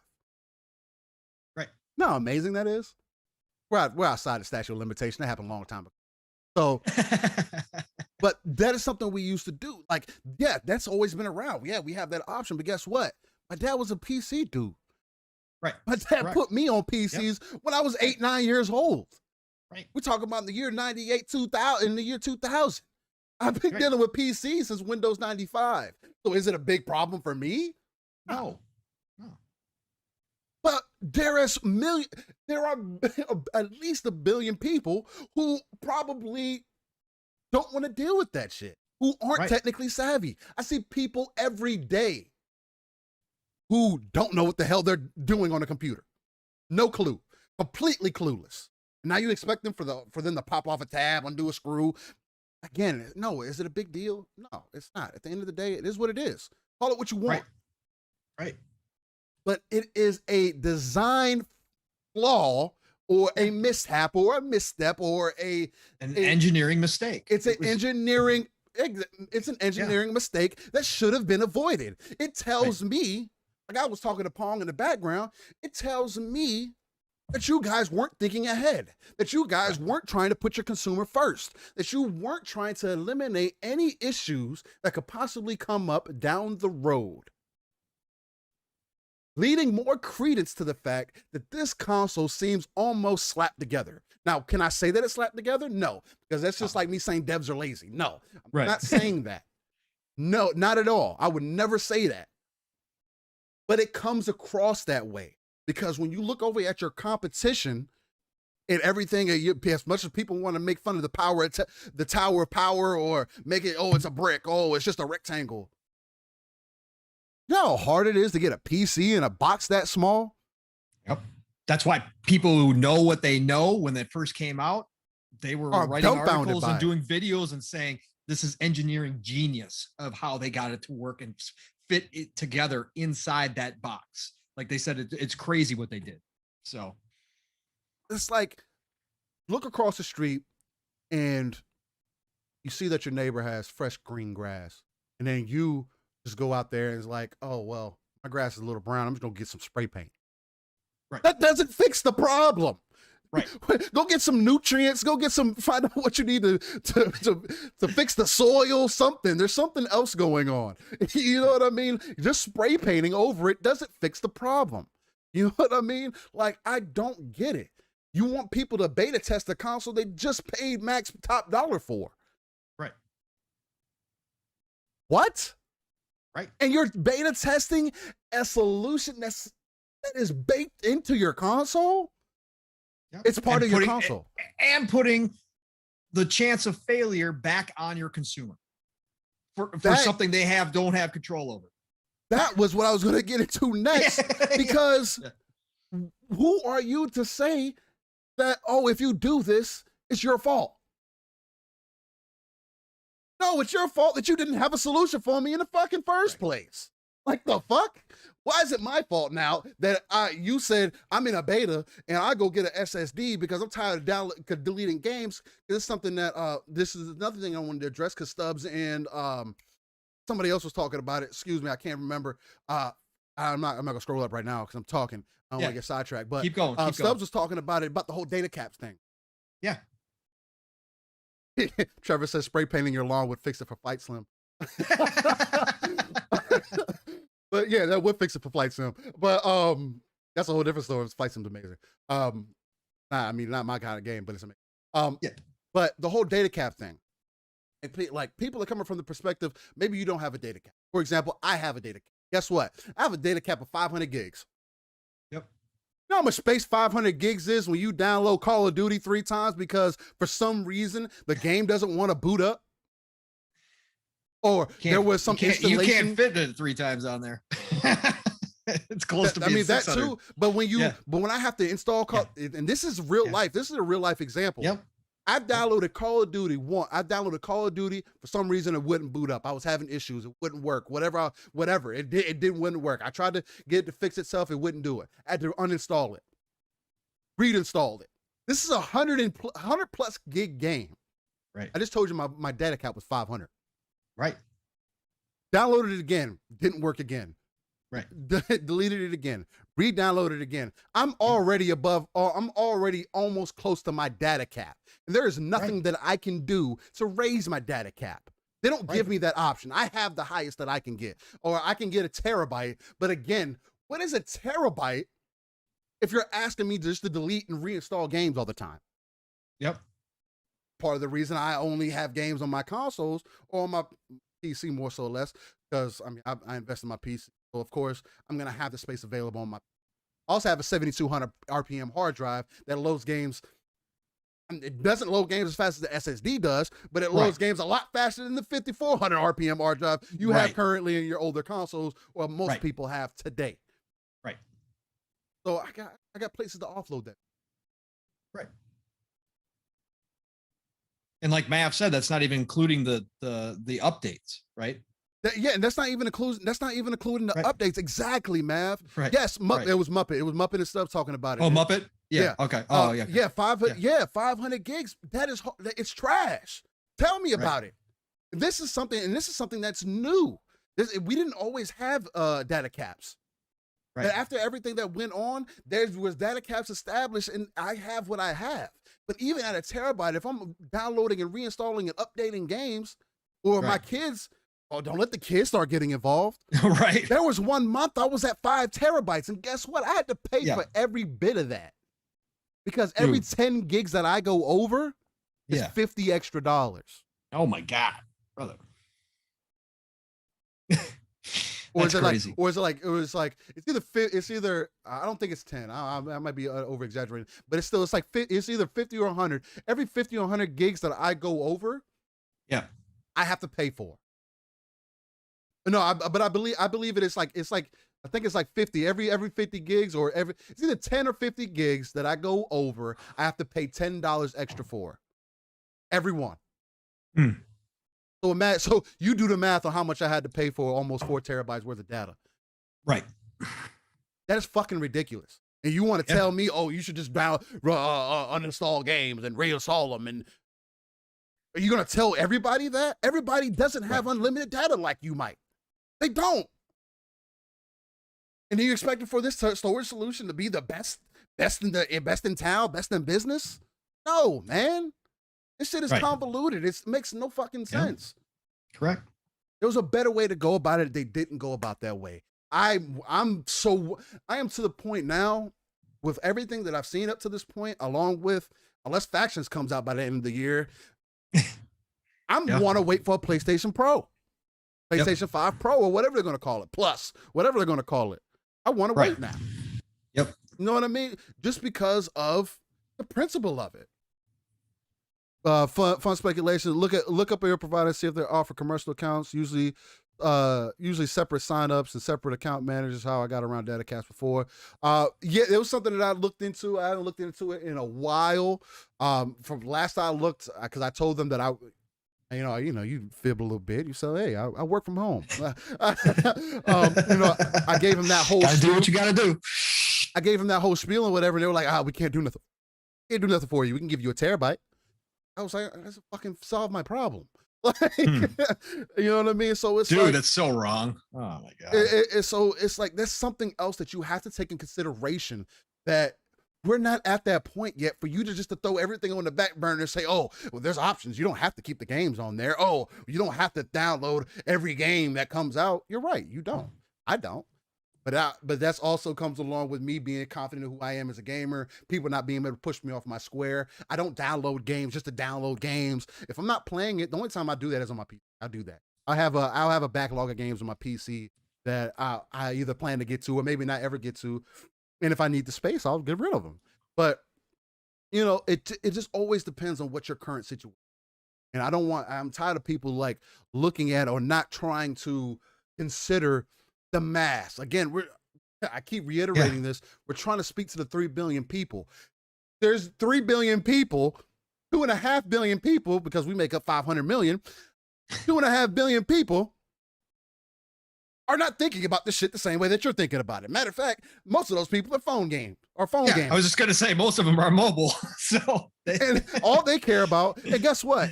Even your mobile device has an SD card slot that you just go to the store, decide what kind of SD card you want, and slide it in. Right. And the phone wasn't even made for that. It was made for you to hold more pictures and more photos and more video. Correct. It's just like, let's put things in perspective. Again, is it a huge deal for us? No. But let's talk to the bigger majority. It's not just about, undoing a screw. Let's face it. I don't know if you might not know this. When you put an SSD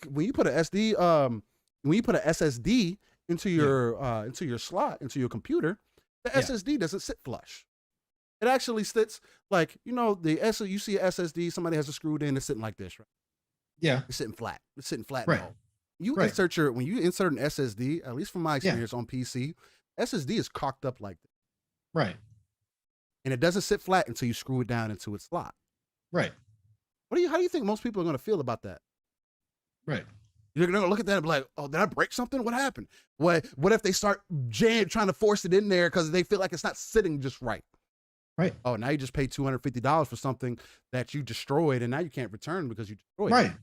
Right. Oh, did you forget that the pin that the ends of the SSD can get fucked up if you're not careful with it. Trust me, I worked in cell phones. People have a hard time plugging their charger into their ports back in the day before we had C. Yeah, I think people come in with mangled charger ports. I'd be like, what'd you do? I just wouldn't fit in there. Really? So you just jammed it in there? Yeah, okay. All right, great. So imagine that with an SSD. Yeah, exactly. Same thing. If it's not feeling like it's going to fit in there properly, somebody's going to try to force it in there. Exactly. Again, it's an unacceptable solution. It's an unacceptable, unreasonable solution for the masses. Again, not talking about those of us that have experience with some of this stuff. It's just for the masses, because that's what your console is for the masses. At least it's supposed to be. And you're making it not that with this one add-on, right? Again, for the people who are never going to expand, more power to you. That's great. There is a portion of people who will never touch it. I understand that fact. But to say that nobody is a lie. And to say that it's not going to be a problem for people is a lie. It's a flat out lie. You can't say that. There's just too many variables. There's too many variables that come with this. And you don't want those variables. And again, to put the responsibility back on your consumer, if something does go wrong, that is a problem. Again, that is a huge, huge problem. So yeah, facts. I just, Fuzzy Belvedere, I couldn't help but to laugh. Fuzzy said, good point, still. You got to hammer it in. You know what PlayStation's going to tell you? It's your fault. Right. Oh shit, man. But it is what it is. Yeah. Again, the overall point of it is let's try to think about the bigger picture. The fact that on one side of the fence, there seems like there was a lot more thought about. Jason Ronald and the team really went into the lab and really made sure that they made this not only with the server side, but also with the console, that they make this the most accessible console they've ever made. And that carries down from the Series S to the Series X, and just having those things available to you is a plus. And people will start seeing that down the road. Again, let's just be honest with each other. Let's not just throw some blind smoke or whatever the case might be and say this isn't a big deal. Again, is it a big deal for me and you? Not. But everybody else, who knows? It's just let's keep those open. With that being said, Timmy made another funny point. He was saying, man, you're going to tie NLG for the longest podcast today. Look, man, when me and Pong get in here and we start getting to it, it seems like, I don't know, man. Time just flies, talking, man. We don't even think about it. I'm like, literally, that's exactly what it is. When you're passionate, when you're excited, when you're energetic, when you're authentic, when you're organic, when you come live, raw, and uncut, as you can always expect on the Living Split Screen Morning Show podcast, whatever you want to call us, live, 9 a.m. Central, 10 a.m. Eastern, and 3 p.m. UK time. This is what happens, man. And we're just two guys. I know people in the background have asked, oh, you're going to get some guests on? Maybe one day. We do want to do some specials or whatever the case might be. But if me and Pong could talk for 3 hours, well, I don't know what makes y'all think that we should bring in a guest so we can talk for another hour. Like, no, man. Like, I still got to get some game time. And I got to say this too, Steele, that a lot of this show today, especially, came from the chat. You guys are phenomenal every week, but today, I saw some extra special stuff today, man. You guys had a lot of good thoughts, a lot of good questions, a lot of good feedback, a lot of good everything in the chat. And that made up a lot of this show. So again, appreciate you all every week. But again, today, you guys were really coming at it with some really, really fine points. Very interactive. Everybody's talking. Y'all gave us points to touch on. That's what we love to do. We want the community to get involved. Talk to us. Let us know, because we're going to address the stuff that we see. I see what y'all talking about in the chat.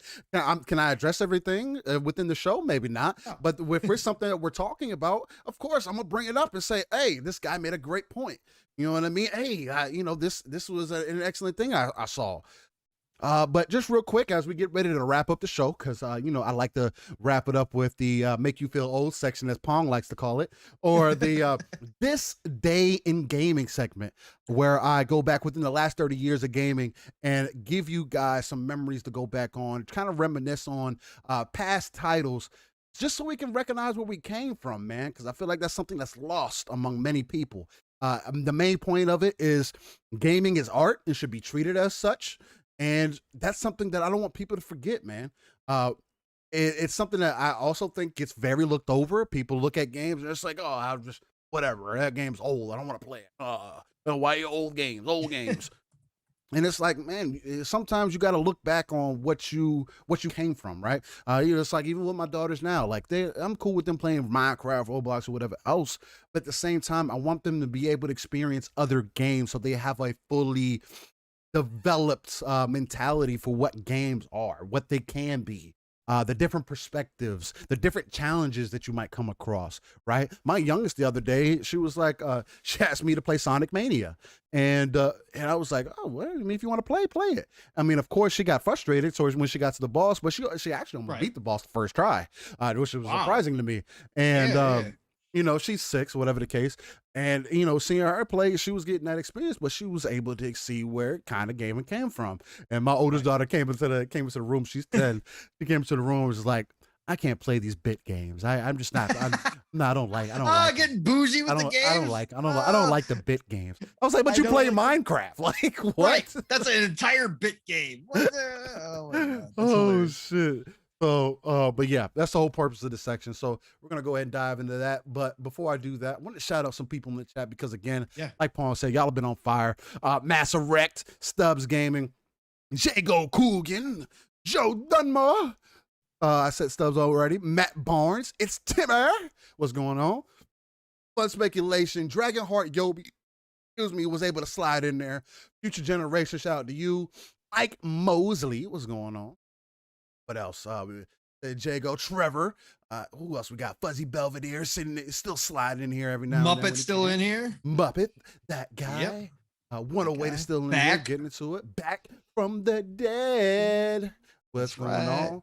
Wandering Dutch.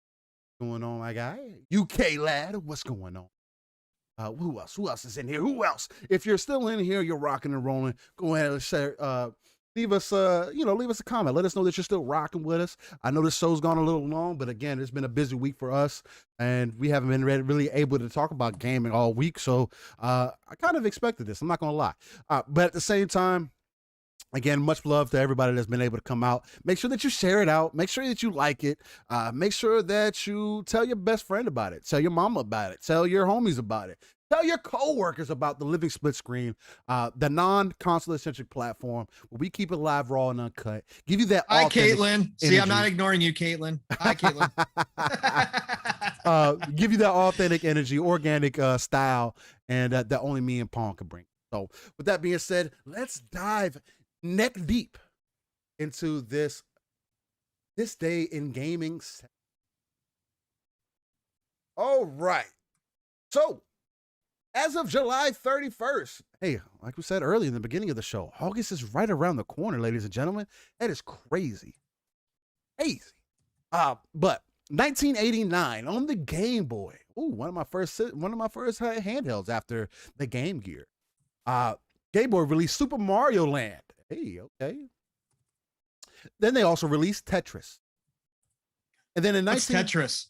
Tetris is an amazing game. I actually enjoy Tetris. I love some Tetris. I also love Geometry Wars. Geometry Wars. Oh, I love Geometry Wars. Like, Geometry that's Wars one of those. I know you like you talking about Flight Sim. I was kind of mindless for you. That's how Geometry Yeah. Wars is for me. Yeah. Like I'll just slide in there, play hours of Geometry Wars, just cause. Keeps you on your toes. 1992 NES released Adventure Island 3 in Japan. Not familiar with that, but I am familiar with this, and it's one of the first games that I actually imported for my PlayStation. PlayStation released in 1997. It released 4 games. Its first one, Dragon Ball GT Final Bout. Ooh, bro! When I tell you that this, here we go. Game I was waiting for this. Was a fucking staple for me. This took, I knew this was coming. This took fighting games to that next level. This was before I got introduced to Tekken, Mortal Kombat. Like, I mean, sure, I've had those around. But Dragon Ball GT Final Bout, because they were already into the Kid Buu series, where they were already introducing all these characters that we didn't get introduced to like the early 2000s through Toonami on Cartoon Network. They had all of these characters, and when I got the game imported, I actually had my mom ordered online, and she imported, and we got it imported, and the game was in full Japanese. Couldn't read a lick of it. Imagine a 5-year-old trying to figure out what these menus are saying, and you're just clicking on shit. And then somehow, some way, I ended up figuring out how to, actually get into the arcade mode and do my fights and everything. Man, it was an amazing experience. Again, Dragon Ball GT Final Bout was an amazing experience for me. Again, it's one of those that I'm always going to go back on. It's one of the biggest reasons. Also, a bigger reason why Dragon Ball still stands out to me to this day as one of the greatest animes of all time. Again, it's just like you can't deny it. As from Dragon Ball to now, with Dragon Ball Super and everything that they got going, it's just been one of those series that you just grown with you, man. You know what I mean? Like, you can say it's corny, you can say whatever else, but the action scenes, the fighting scenes have always been something to look at. They're always gorgeous for their time or whatever the case might be, and they seem to only get better and better. And actually, anime is starting to take that turn and really become more popular, which is funny. Again, I know we talked about that in the past. Where it used to be a nerdy thing to watch anime or to be in the manga or whatever else the case might be, and then now it's like super popular. You know what I'm saying? It's followed the trajectory of video games in a lot of ways. Yeah, it's kind of funny how it's not when you think about it, because it kind of makes sense. Right. But those two have kind of traveled the same path as both have grown in popularity. Yeah. It's kind of cool. I love it. Yeah, it's amazing. It's amazing. Then to continue, PlayStation released Herc's Adventures. Not familiar with that. PlayStation then also released Langdrisser 1 and 2 in Japan. Excellent tactical RPGs. They put out Oh, dude, it is underrated tactical RPG series. Wow. It was Japan only for a long time, so Mhm. people didn't hear about it, but they have brought some more over. They brought I think they brought 1 and 2 as remakes over to PS4, I want to say. Okay. But there was they had them out on Sega Saturn. I Wow. had Okay. one on the Sega Saturn. Dude, fantastic tactical RPGs. Highly underrated. Heck yeah, that's awesome. Then they also released Ogre Battle: The March of the Black Queen. I always love Ogre battles too. That sounds familiar. It is good stuff. 1998 on PC, we got Mortal Kombat 4. I feel like I remember that when this came out. Yeah. We definitely played it over the years. That's dope. 1999 PlayStation released Chocobo Racing. For those who are Final Fantasy fans, at least that's what I know Chocobos from the Final Fantasy. Yes. So I'd imagine it's the same thing. Yep. They also released on PlayStation R-Type Delta. Again, we were talking about those love R-Type R-types. games. I love They R-types. actually had a recent one that came out too. I believe it was R-Type. Yeah, I played it. Oh no, that was it was well, I can't think of it. Never mind. Keep going. It's such a D. God, I can't think of it. I can't remember. Was it Darius type? No, I don't think so. No. I thought it was. I thought it was like no, you were right. It was R-Type. I played the demo, for God's sakes. I should know this. I feel it was a new R-Type. Then 99, one of the greatest wrestling games that ever existed. Nintendo 64 released WWF Attitude. Man, I remember that cartridge. That was such an amazing game for that time. Then on the year 2000, this is another game that I ended up playing. I don't have much memories of it now, but I do remember that I do know how I played it. On PlayStation, it released Monster Rancher Battle Card Episode 2. Monster Rancher was dope back in the day. It came around that same time. Like Pokemon was a thing for me. Then it became Digimon, and Digimon and Monster Rancher were around the same thing for me. They were both. Monster Rancher was a little more. This is that generational gap. People, it is that generation gap. 100%. Another a good import, an end game that I actually ended up playing a lot of was in 2003. PlayStation 2 released Guilty Gear XX or Guilty Gear 20 Reloaded in Japan. Love Guilty Gear. Oh man, that was a good game. Love Guilty Gear. 2007 PSP released Brave Story New Traveler. Maybe y'all are into that. I haven't heard of that. Yep. PSP also released Harvest Moon, a boy and girl. Shout out to Lady AF. Gotta keep it fair. She's listening. Yep. Yes, I know she's down for those Harvest Moon. Yep. Then we got in 2008, we got the Wii releasing Dokapon Kingdom in Japan. Not familiar with that. PSP released Phantasy Star Portable in Japan. Imagine that was a pretty big deal, actually. Phantasy Star is always a classic series. Then on the DS, you got Rhythm Heaven in Japan. I'm not familiar with that. On the Wii, you got Zero. Hold on. Here we go. Shukahami no Kamen in Japan. I love when you get these names, man. Never heard of that, but could have been interesting.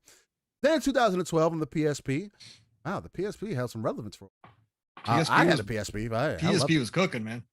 I actually had a PSP that my mom said felt like I stole. I told her that I paid for it, but she didn't want to believe that. I don't know. On the PSP, you had Growlancer Wayfarer of Time. Not familiar with that title. Xbox 360, you got Risen 2 Dark Waters. Yep, love the Risen series. Underrated AA. Yep. It was either love or hate it. Okay, awesome. Then you got in 2015 on PlayStation 4, you got Yu-Gi-Oh! Legacy of the Duelist. I did play this game. I thought it was solid. A lot of the Yu-Gi-Oh! Card games. I know a lot of people like to go Magic. My father was into that back in the day too. I never got into Magic, but I was definitely into Yu-Gi-Oh! And I don't want to say it's necessarily the same thing, but it's kind of the same thing. Jago with your Japanese pronunciation on that last one goes Sugar Mama what? That's why I was laughing. I almost spit out my coffee. Oh God, that would have been bad for my TV.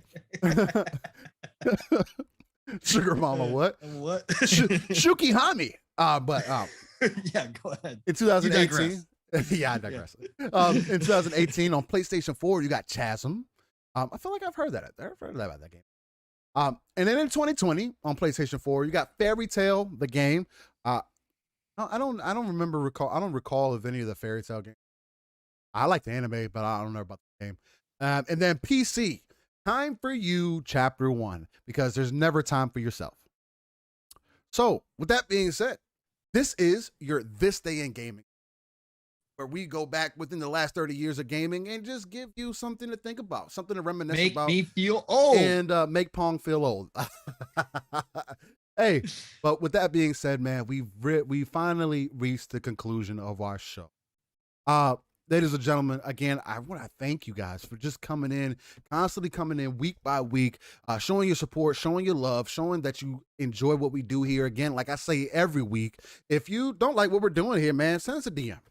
Send me a message on Xbox. Tell me how much you hate me, how much you love me, or what we need to change. Again, we'll just delete it. Or we'll just delete it. I won't. Don't trust me. But but again, one of the most important things to we for growth is just being honest with each other, right? Being able to take constructive criticism, being able to just be honest. Again, if it wasn't for Matt Barnes, I switched to Zoom, right? Because Matt Barnes said, we were having some video issues. The video wasn't matching up with the audio, and I said, you know what?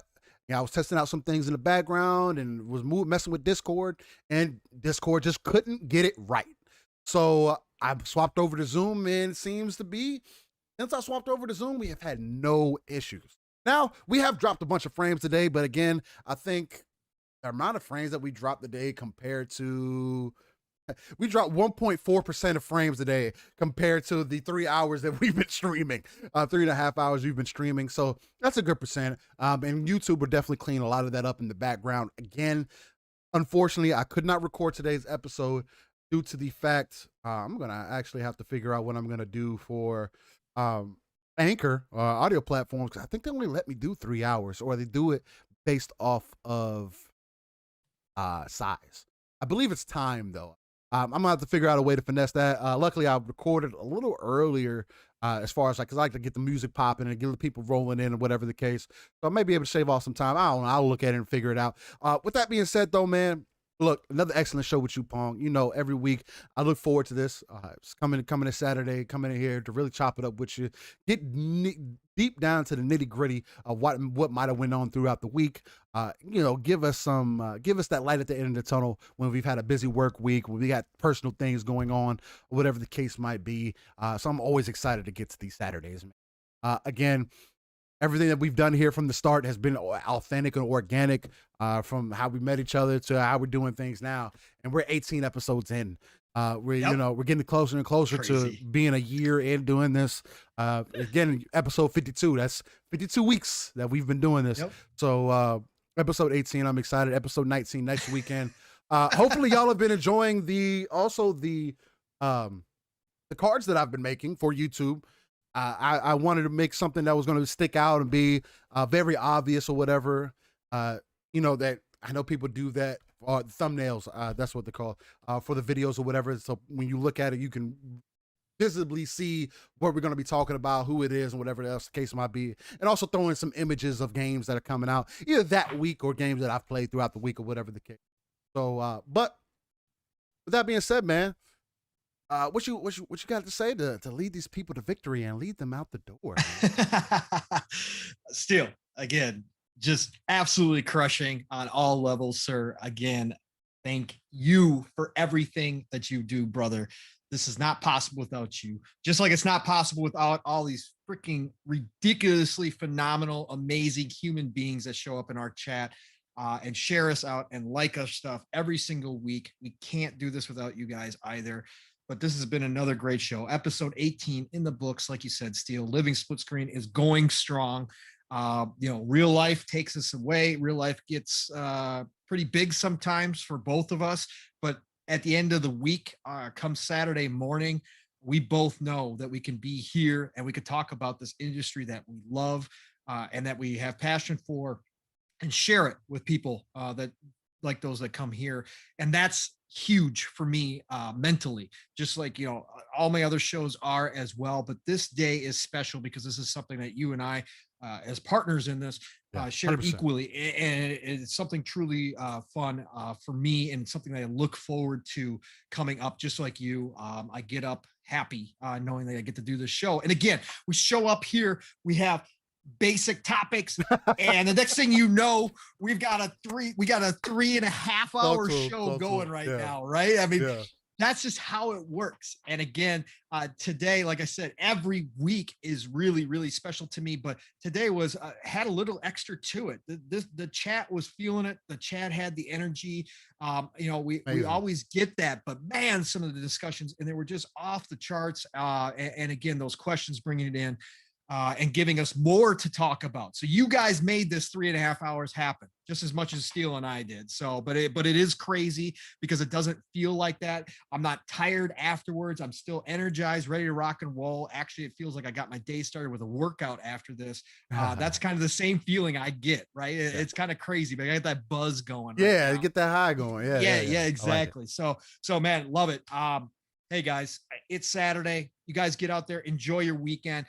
We have so much to play right now. And this is, again, it's never going, I don't think I'm going to be able to say we don't have anything to play from here on out for this gen. I really don't. I think we're at that point now where we're always going to have something to play. But again, get out there, enjoy it, whether it's Halo, whether it's the Ascent, whether it's some of those indies that dropped, whatever you got going on, whether it's Ratchet and Clank over on PlayStation or whatever you got rocking out over there, whether it's your Switch, I don't care. Just get out and play. Whether it's your PC, go out, play what you love what you play, because it's so dang important that we continue to get that freedom that we get from the hobby, and those experiences that we all love. And you only do that by getting there and doing it, right? And playing. So get out there, enjoy yourselves. Find me, Pong Soul, everywhere. You know the drill. Xbox and Twitter, obviously, just past 1,500 followers this week. Shout out to all of you. I didn't get to do any videos this week on Twitter like I normally do. That will be back next week. It was just an extremely long week. I couldn't do it. But again, shout out to everybody who follows me on Twitter. Love you all. Again, the same as I do everybody who joins into this community that brings positivity and energy. Otherwise, you could find me no shop podcast tonight, guys. For anybody who is used to showing up there, PTK has got to work. Real life has got him, so we're not going to have a shop podcast. So that's going to be a night off for us there. But otherwise, shop podcast normally on Saturday nights, Tuesdays over on Double Barrel Gaming, Mr. Boomstick, of course, Zemi Games, and 3-Bit, the VGHD, and who else knows who's going to show up. Mav's been there a bunch lately too. So and you can find me there 9 p.m. Eastern, 8 o'clock, or 9. Oh, now I'm doing a shop podcast, 12 p.m. Eastern, 11 o'clock Central Time on Tuesdays. That's Xbox Factor podcast. Friday nights, Xbox Ultimate Fun Speculation, aka Mav, and of course his amazing wife, Caitlin. Hi, Caitlin, again. I'm not ignoring you. And the rest of the Magnificent Seven. Friday nights, 9 p.m. Eastern, 8 o'clock Central Time. This coming Friday, we are actually going to be celebrating 1 year for Xbox Ultimate. Psychonauts was off, so we didn't do a celebration, but this coming week's going to be a special show for us. We are going to celebrate the year of Xbox Ultimate, so that's going to be awesome with that crew.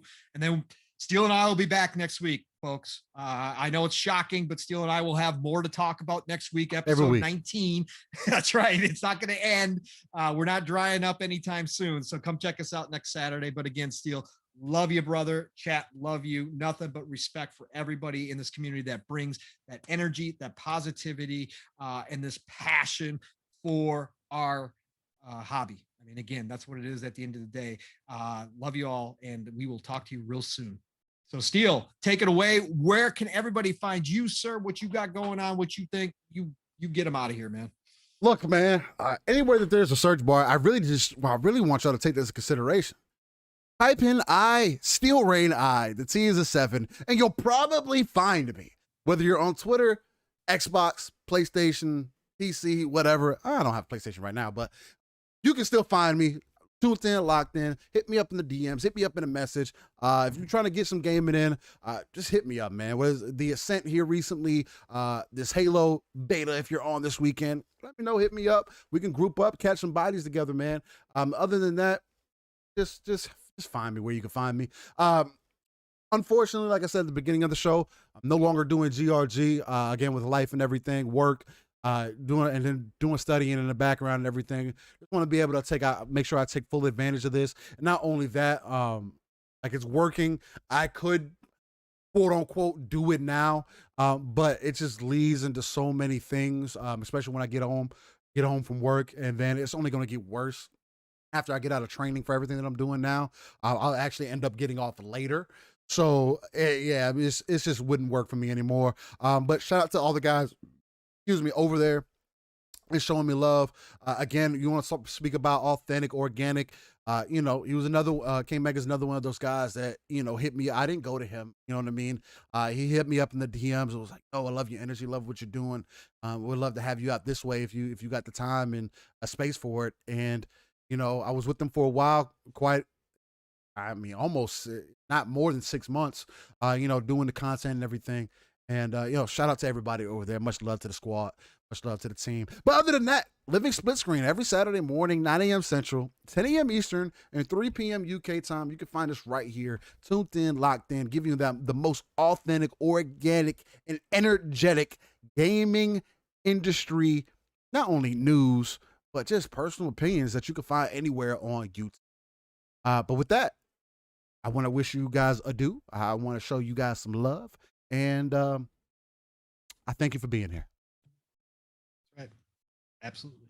So, hey, much love. Y'all stay easy. Have an amazing day. And let the gods walk with y'all for the rest of this week. Y'all stay easy. Catch y'all next week on episode 19. Later, all.